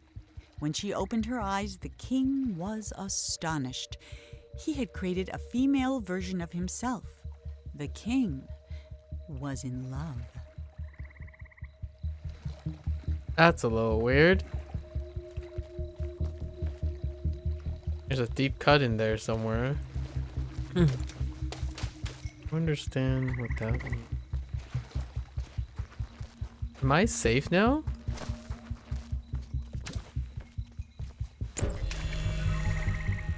I think so. Oh, wow. Well, that's different.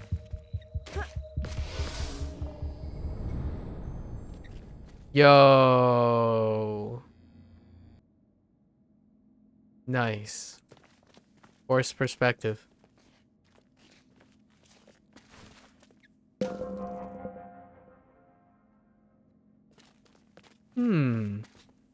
Wait, why does this say 1?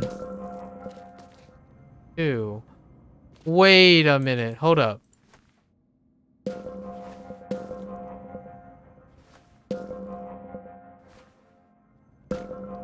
Oh, wait.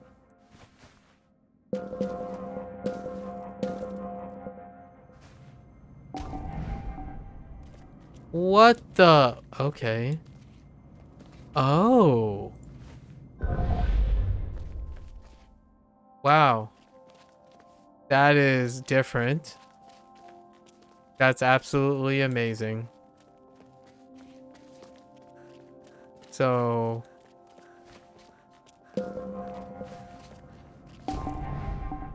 Oh, okay. That's kind of hard to do.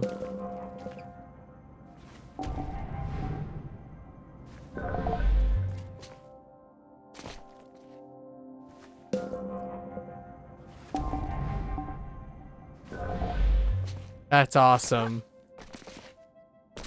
Okay. All right.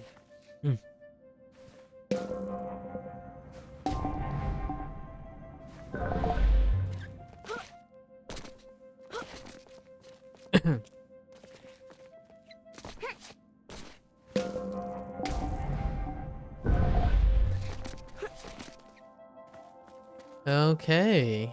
So...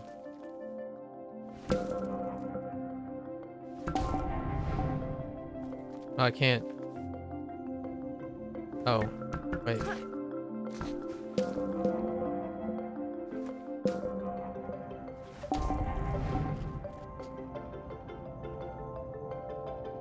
Oh, okay. How do I erase things? Oh. Wait.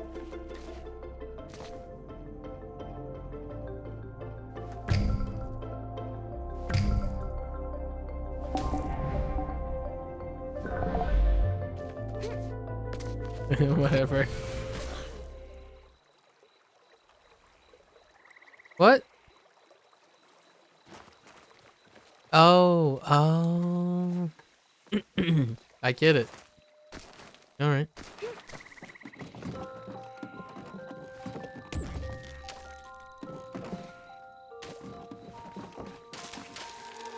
Bursting with joy, the king locked himself in his workshop painting gifts for his queen.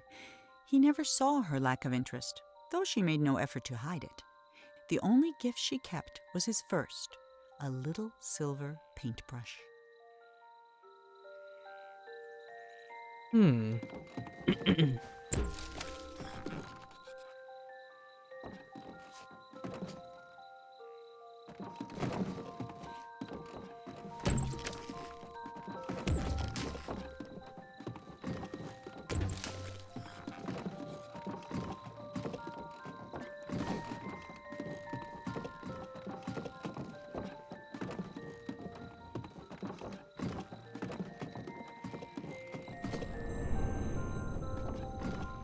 A nursery.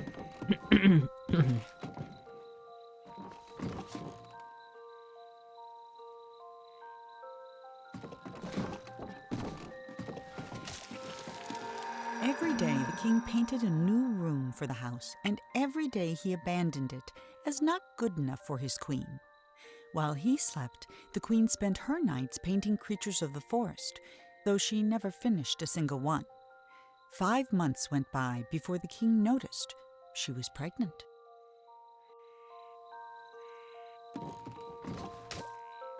Okay, so I do have to do it in this alternative universe. Okay.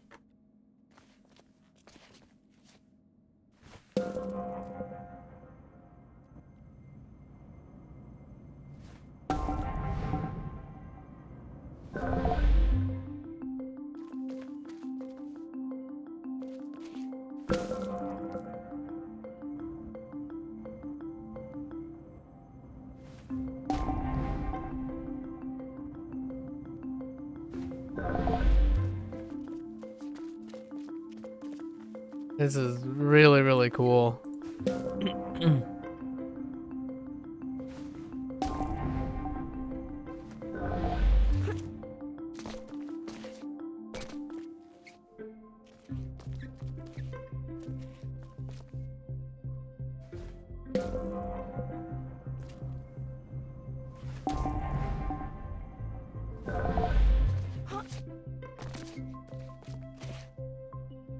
Oh! Death. Very terrible depth perception, I tell you.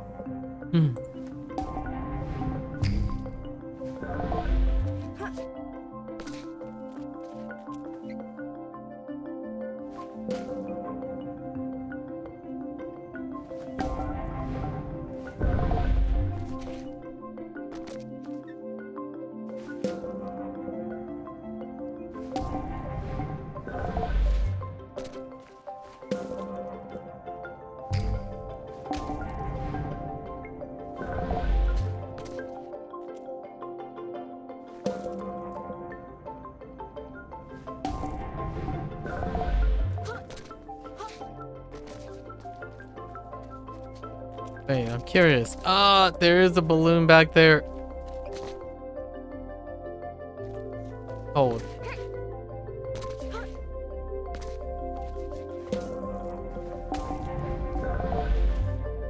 Give me that balloon.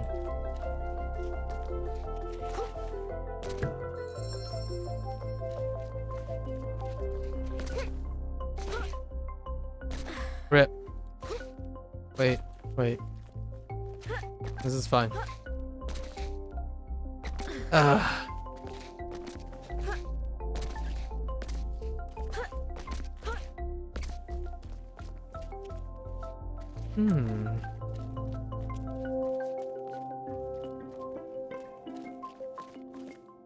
You know, this kind of reminds me of the same room that Milton Finch was in.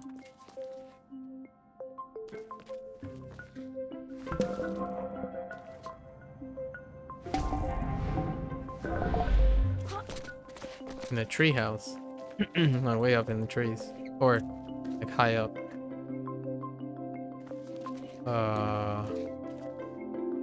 I see.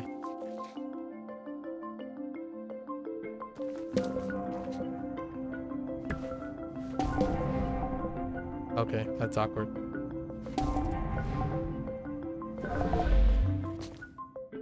I made it too tall.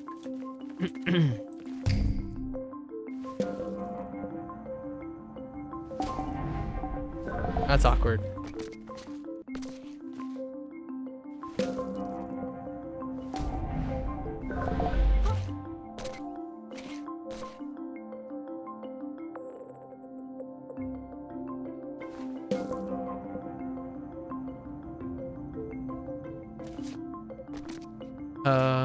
How do I cancel? Okay.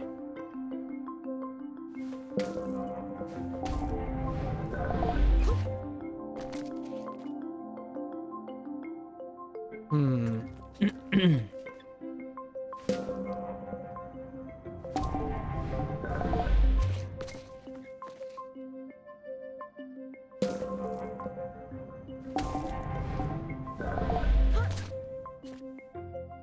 Hmm.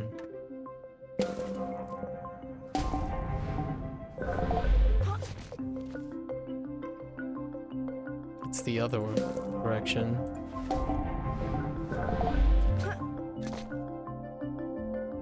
Yeah.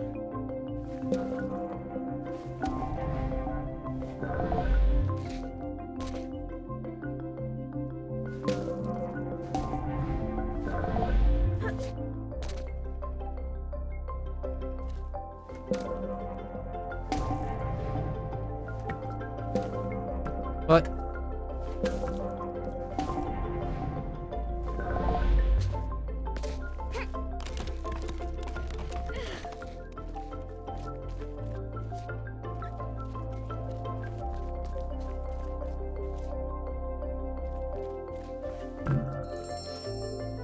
Okay.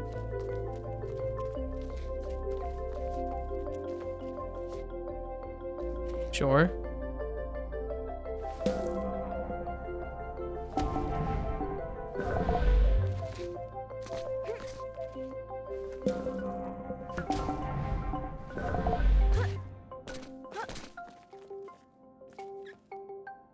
Okay. Hmm.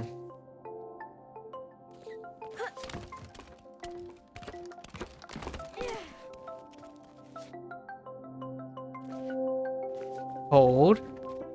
Is there a balloon over here? Oh. Wow. I got startled. Hold. Okay. It's fine. So let's look through the telescope.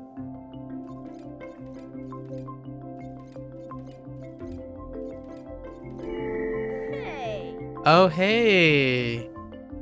It's a nod to Journey. Wait a minute. Is that supposed to be a nod to Journey? Hold up. Wait. Wait, did they make... There's no way they did that, right? Did I? It is, it's probably a nod to Journey. The developer is That Game Company, but I don't know what the relationship between That Game Company and Giant Sparrow. It is Annapurna Interactive too. Like, Sony Computer Entertainment and Annapurna Interactive are the ones that distributed together Journey.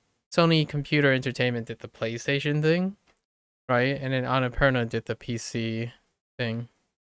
I'm kind of curious. That's definitely Journey. We haven't played Journey either. I watched a lot of Journey. You know what? I guess we're playing Journey. What the... Okay. I watched a lot of Journey. I watched a lot of like promotions for Journey. Okay. Okay. Oh, you know what? Journey really does remind me of another game that I played. I don't know what happened with the devs. I don't know if the devs are making any new games. Abzu. Abzu is the is the game I'm thinking of. Excuse me. Wait. Oops.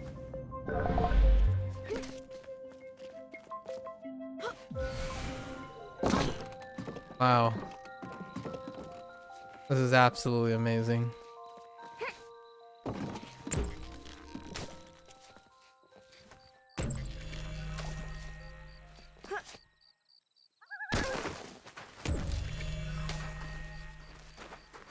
I'm gonna walk in the dark again. Oh yeah, you see the silhouette and like a big structure thing? That's Edith. That's what remains of Edith Finch right there. You can definitely tell the silhouetting and like the design thing. It's really great. It even has like the pawn and whatnot, dude. So good. On the night before the queen was to give birth, she left. All she took was a single unfinished painting. When the king woke, he found no explanation, and he never did. Wait a minute. Oh. Is the queen supposed to be Monroe's mother? Huh. She is pregnant. It was a really the biggest, sorry spoilers, but the biggest twist in, you know, what remains of Edith Finch is that idea that, oh, I can see where the inspiration came from as well. That you were playing Edith's son who's reading her memories or is there counting, but it's kind of like a cyclic matter. You can interpret it in a different way. And this is starting to look very cyclic too. Maybe the child that this lady has is Monroe. Red lights. Huh.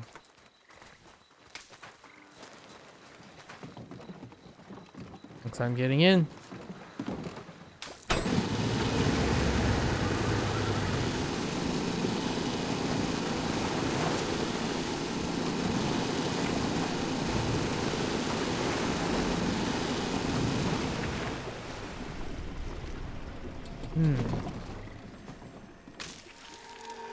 For 9 years, the king didn't paint a thing.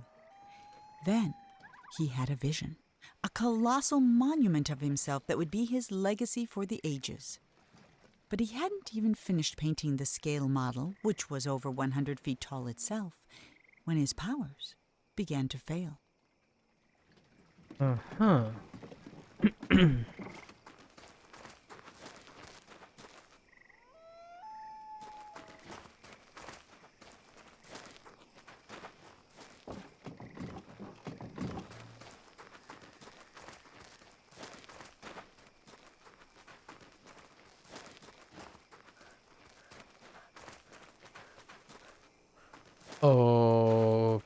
Okay.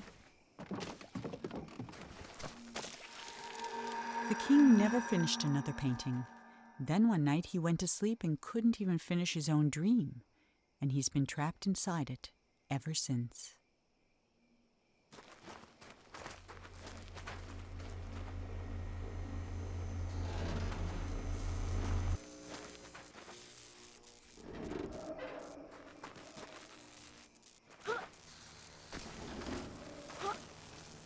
I'm guessing I don't want to touch these. Or not. That kind of looks like a lemon. That is a lemon. What the?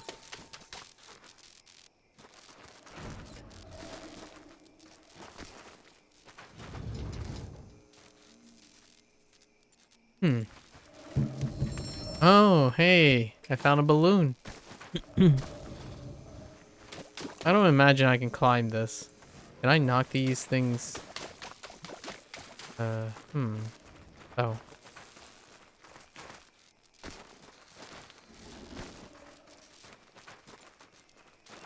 I can walk over these. Fine.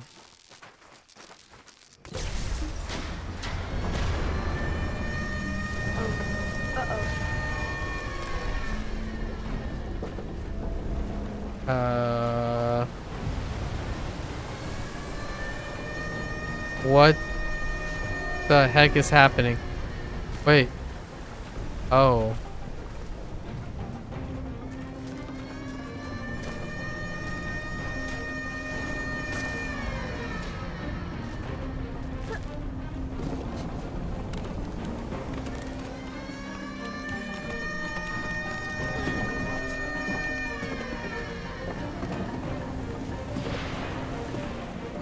I can't see anything. Yo, the night sky though.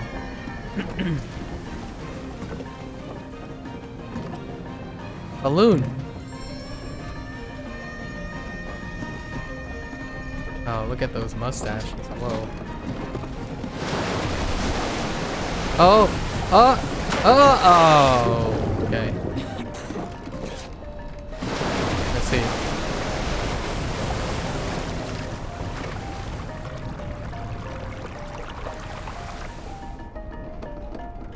That's a cute picture.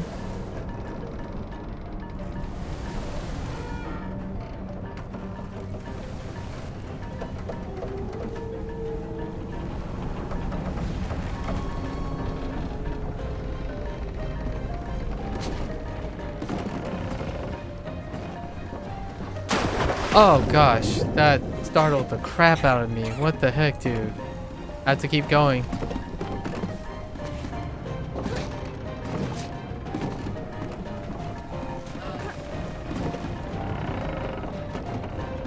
Run, Monroe.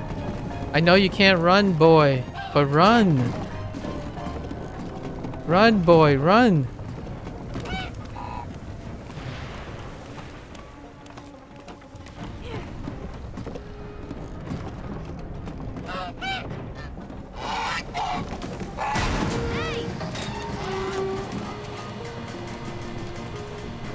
What is happening?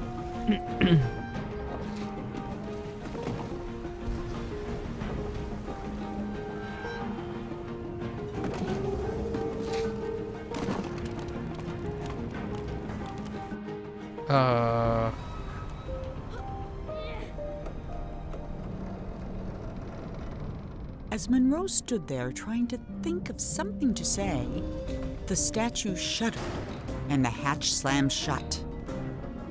And now there was no more need for talking. The king Is that was a awake. dragon? Is that a dragon just sleeping there? The King's Dream. That chapter was called the Nightmare chapter. I figured should have expected that. Huh? Ah, it's you, the boy from my dream. What a strange dream it was. My life's work was being destroyed, and all I could do was watch. Come, Oh. sit here by the fire. That's the hippo. And the hippo It all talks. began right there, in the house I grew up in.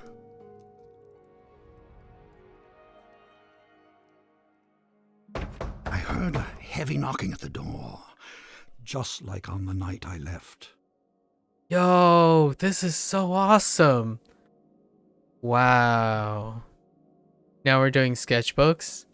Look at all the cross hatching. Oh my gosh. Oh, you know what this reminds me of? The styling. It's another game I haven't played yet. Shoutouts to that dev group. I don't remember the dev group, but Omari? I don't know if it's a Japanese title or not, but we still have to play Amari. I don't know what type of word that is. What language? What? What? Wow. Wait.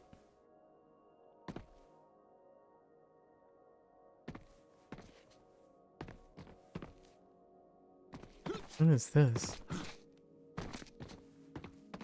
I opened the door, but there was nothing there, just white space.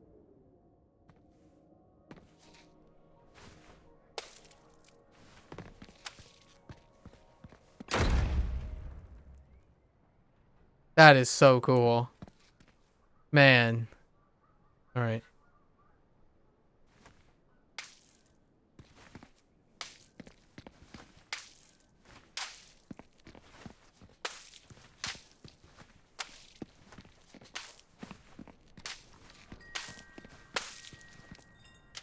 Is this the beginning again? But when I got outside, disaster. Some miscreant had painted everything. My garden was ruined. And there it is. There it is. What a way to loop the game. Amazing. Well played.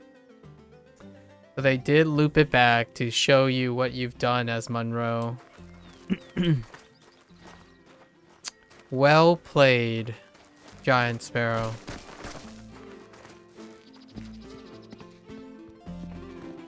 And then my statue spoke and said, "Help me! Some little hooligan is running around splattering everything in the garden. I think he's headed for the..." Something got in my mouth. Oh dear. Ah, so that's where all the gold stuff is happening. And I totally threw paint right on his face. Absolutely. I Wow. saw my unfinished labyrinth, abandoned and forgotten. Wait. Okay. And then the credits appeared. Your dreams have credits? Oh yes, and subtitles. That is so good. Oh my gosh.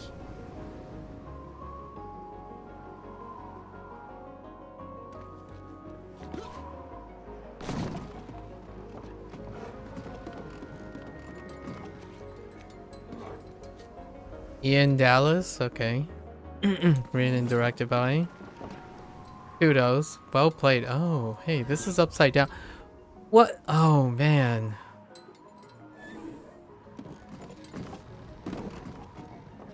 Okay.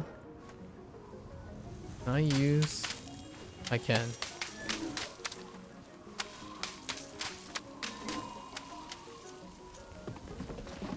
I guess we're not. Oh, that's death. Wait.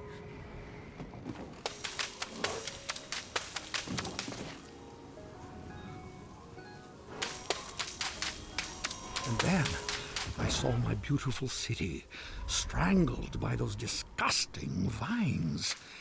I built it to stand 100 lifetimes, and instead it'll be buried in one. A monument for weeds. Two artists. All right. This is hands down one. Like, this is something that I feel is so fantastic. It's not they aren't the only ones that I've come across that have done this, but it's so nice. Like, even a lot of unknown games that aren't as popular. Unfinished Swan is not as popular as well. Do these little fun like credit roll and sequence thing combination.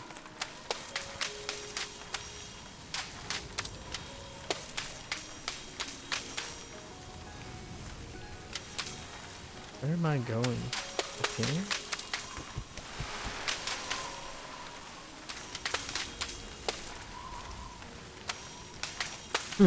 The dining hall was full of people, like the old days. It smelled like roasted goose. For a moment, I was happy. Roasted goose. Can I bring you in here? No, I can't. Ah, this is such a great way. So there's the programming side. Wow, this group is quite big. Giant Sparrow is a fairly big group. You know what this reminds me of? National Geographic. Level designer, okay. They had a separate level design. Oh, cute. Very cute.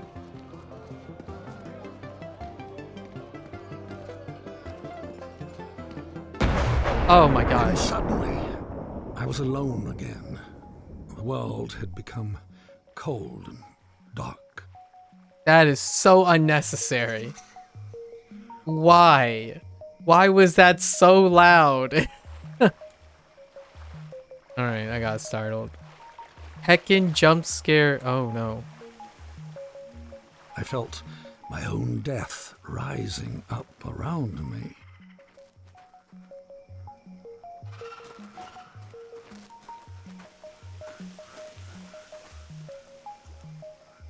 Oh, interesting. It was a separate swan animation and rigging.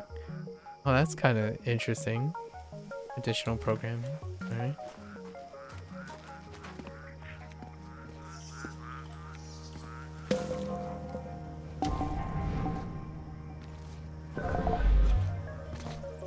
Oh, a raft? Nice. Wait. Yeah. Well played. Narrator.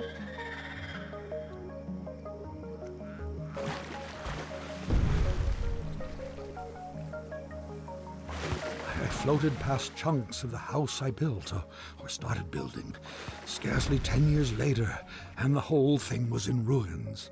My works were meant to last forever, but most of them will be gone before I am.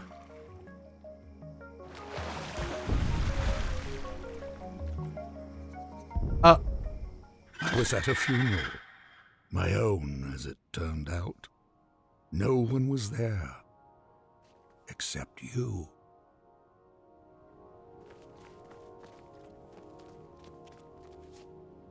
Monroe.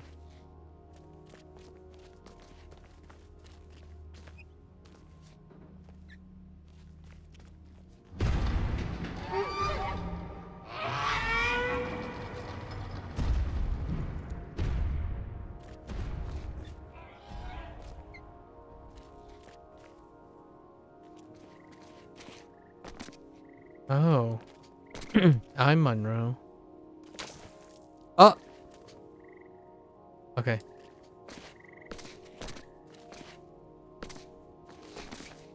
I saw my monument, my last hope of leaving something that would live on after me, and I began to walk towards it.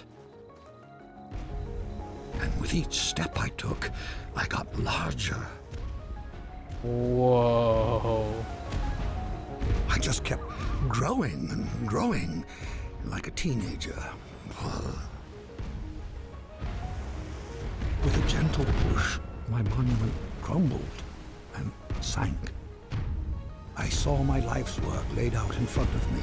Soon it would crumble into dust or be painted over by someone who would come after me, the same way I painted over what was here Whoa. before me. I just got chills.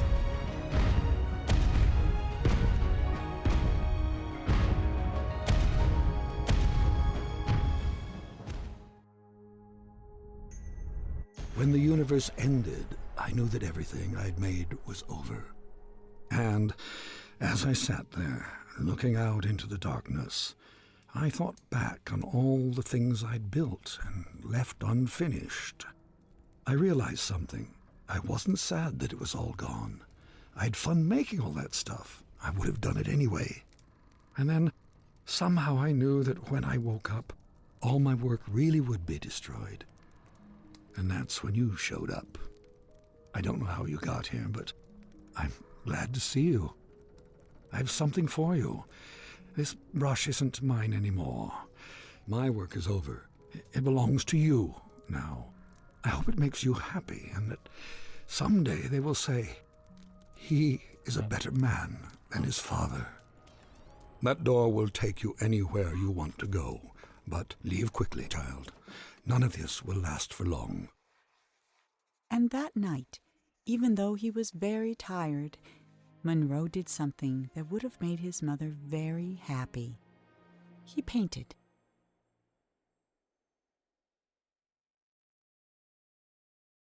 That is so good. Wow.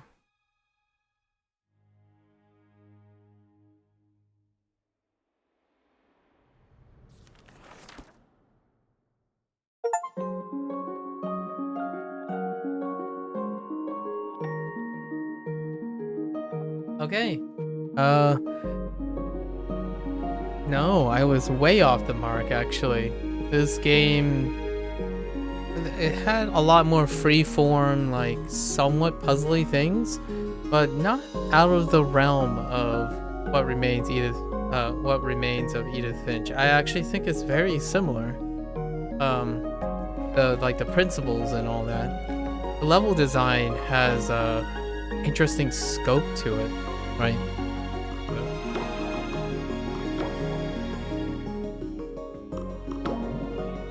Yeah, man. It's so good. Okay, so I reckon one of the hold up. So I reckon one of the reasons why let's take a look at the Unfinished Swans page.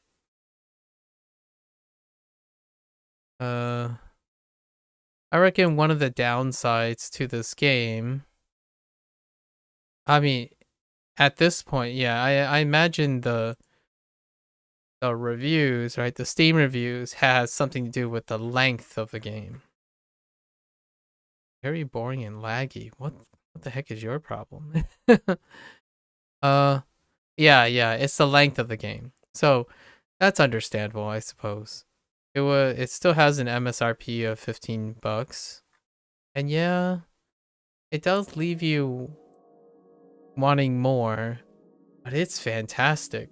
At the time of this review, or at the time of this game playthrough, winter Steam sale is happening. So it is $4.04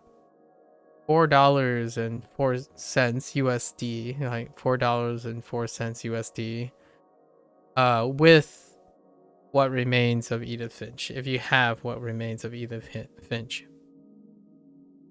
it's still unbelievably fantastic. And we're gonna come back to it on the next session to grab all the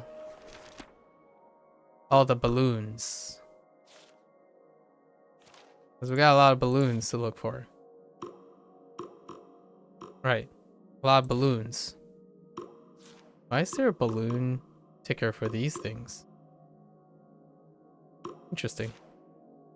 I wonder what unlockables. So we gotta grab all the balloons when we come back.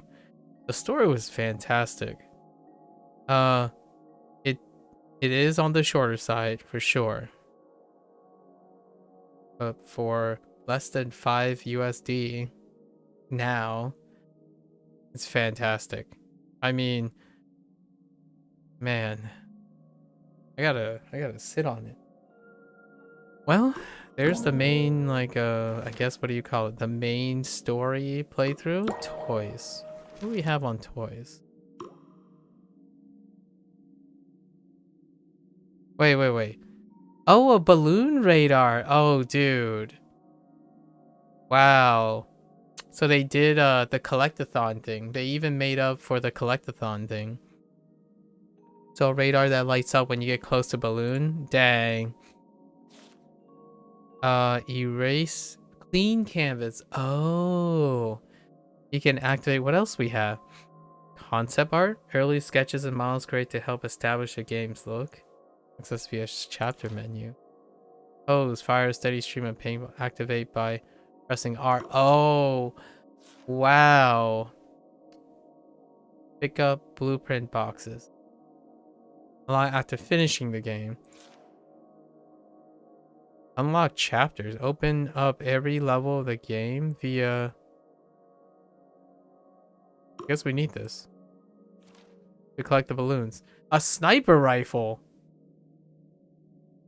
Fire balls with deadly accuracy. Not really. Actually, it fires balls in a straight line sometimes. Stop time for balls. Calls balls in midair. Useful for throwing dozens of balls at once to make a giant mess. Oh. Oh, interesting. That's really cute.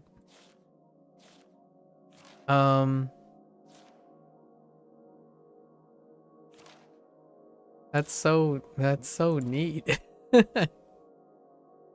Let's grab this. Sure. That's kind of cool. They have different ways of playing. We can erase the canvas. All right. I'm kind of curious about the early concept arts. Let's actually look at the early concept arts right now.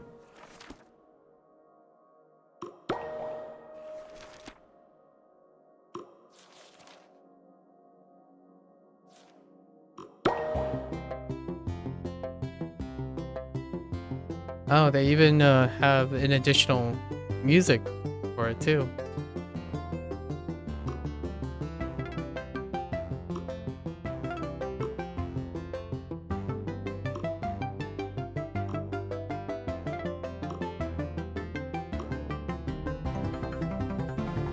Oh, interesting.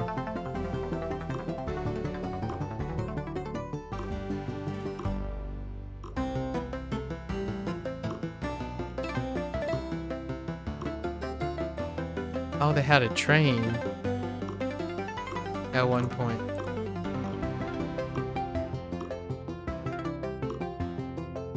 Wow. Aww. Saw that. Yep.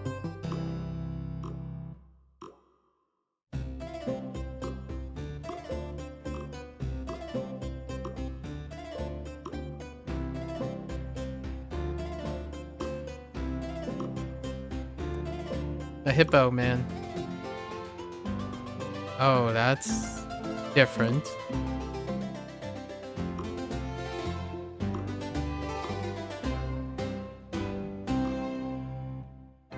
The gator. Huh.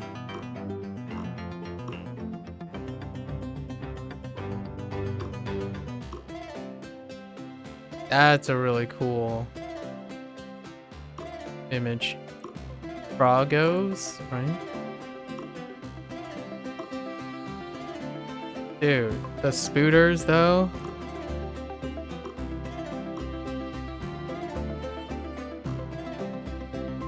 Early renderings. Oh, interesting. Man, the nightmare chapter, that is like, it was so masterful. Alright. We'll come back to this. I gotta gather my thoughts. There's so much to talk about here. And little things here. Definitely worth the trip. Alright, folks. There you have it. We played through the main chapters of the Unfinished Swan. Gotta spend the evening processing all my thoughts. We'll probably play through all the chapters again because we're gonna collect all the balloons. Gives us another reason to digest. Yeah. Alright, folks. Thanks for hanging out. Thanks for listening. As always, feel free to comment, discuss, share what your experiences with 3D puzzler walking sim games. Or have you played the Unfinished Swan, right? Until next time, stay safe, stay healthy, keep on learning, folks. And I'll catch you guys on the next one. Take care. Bye now.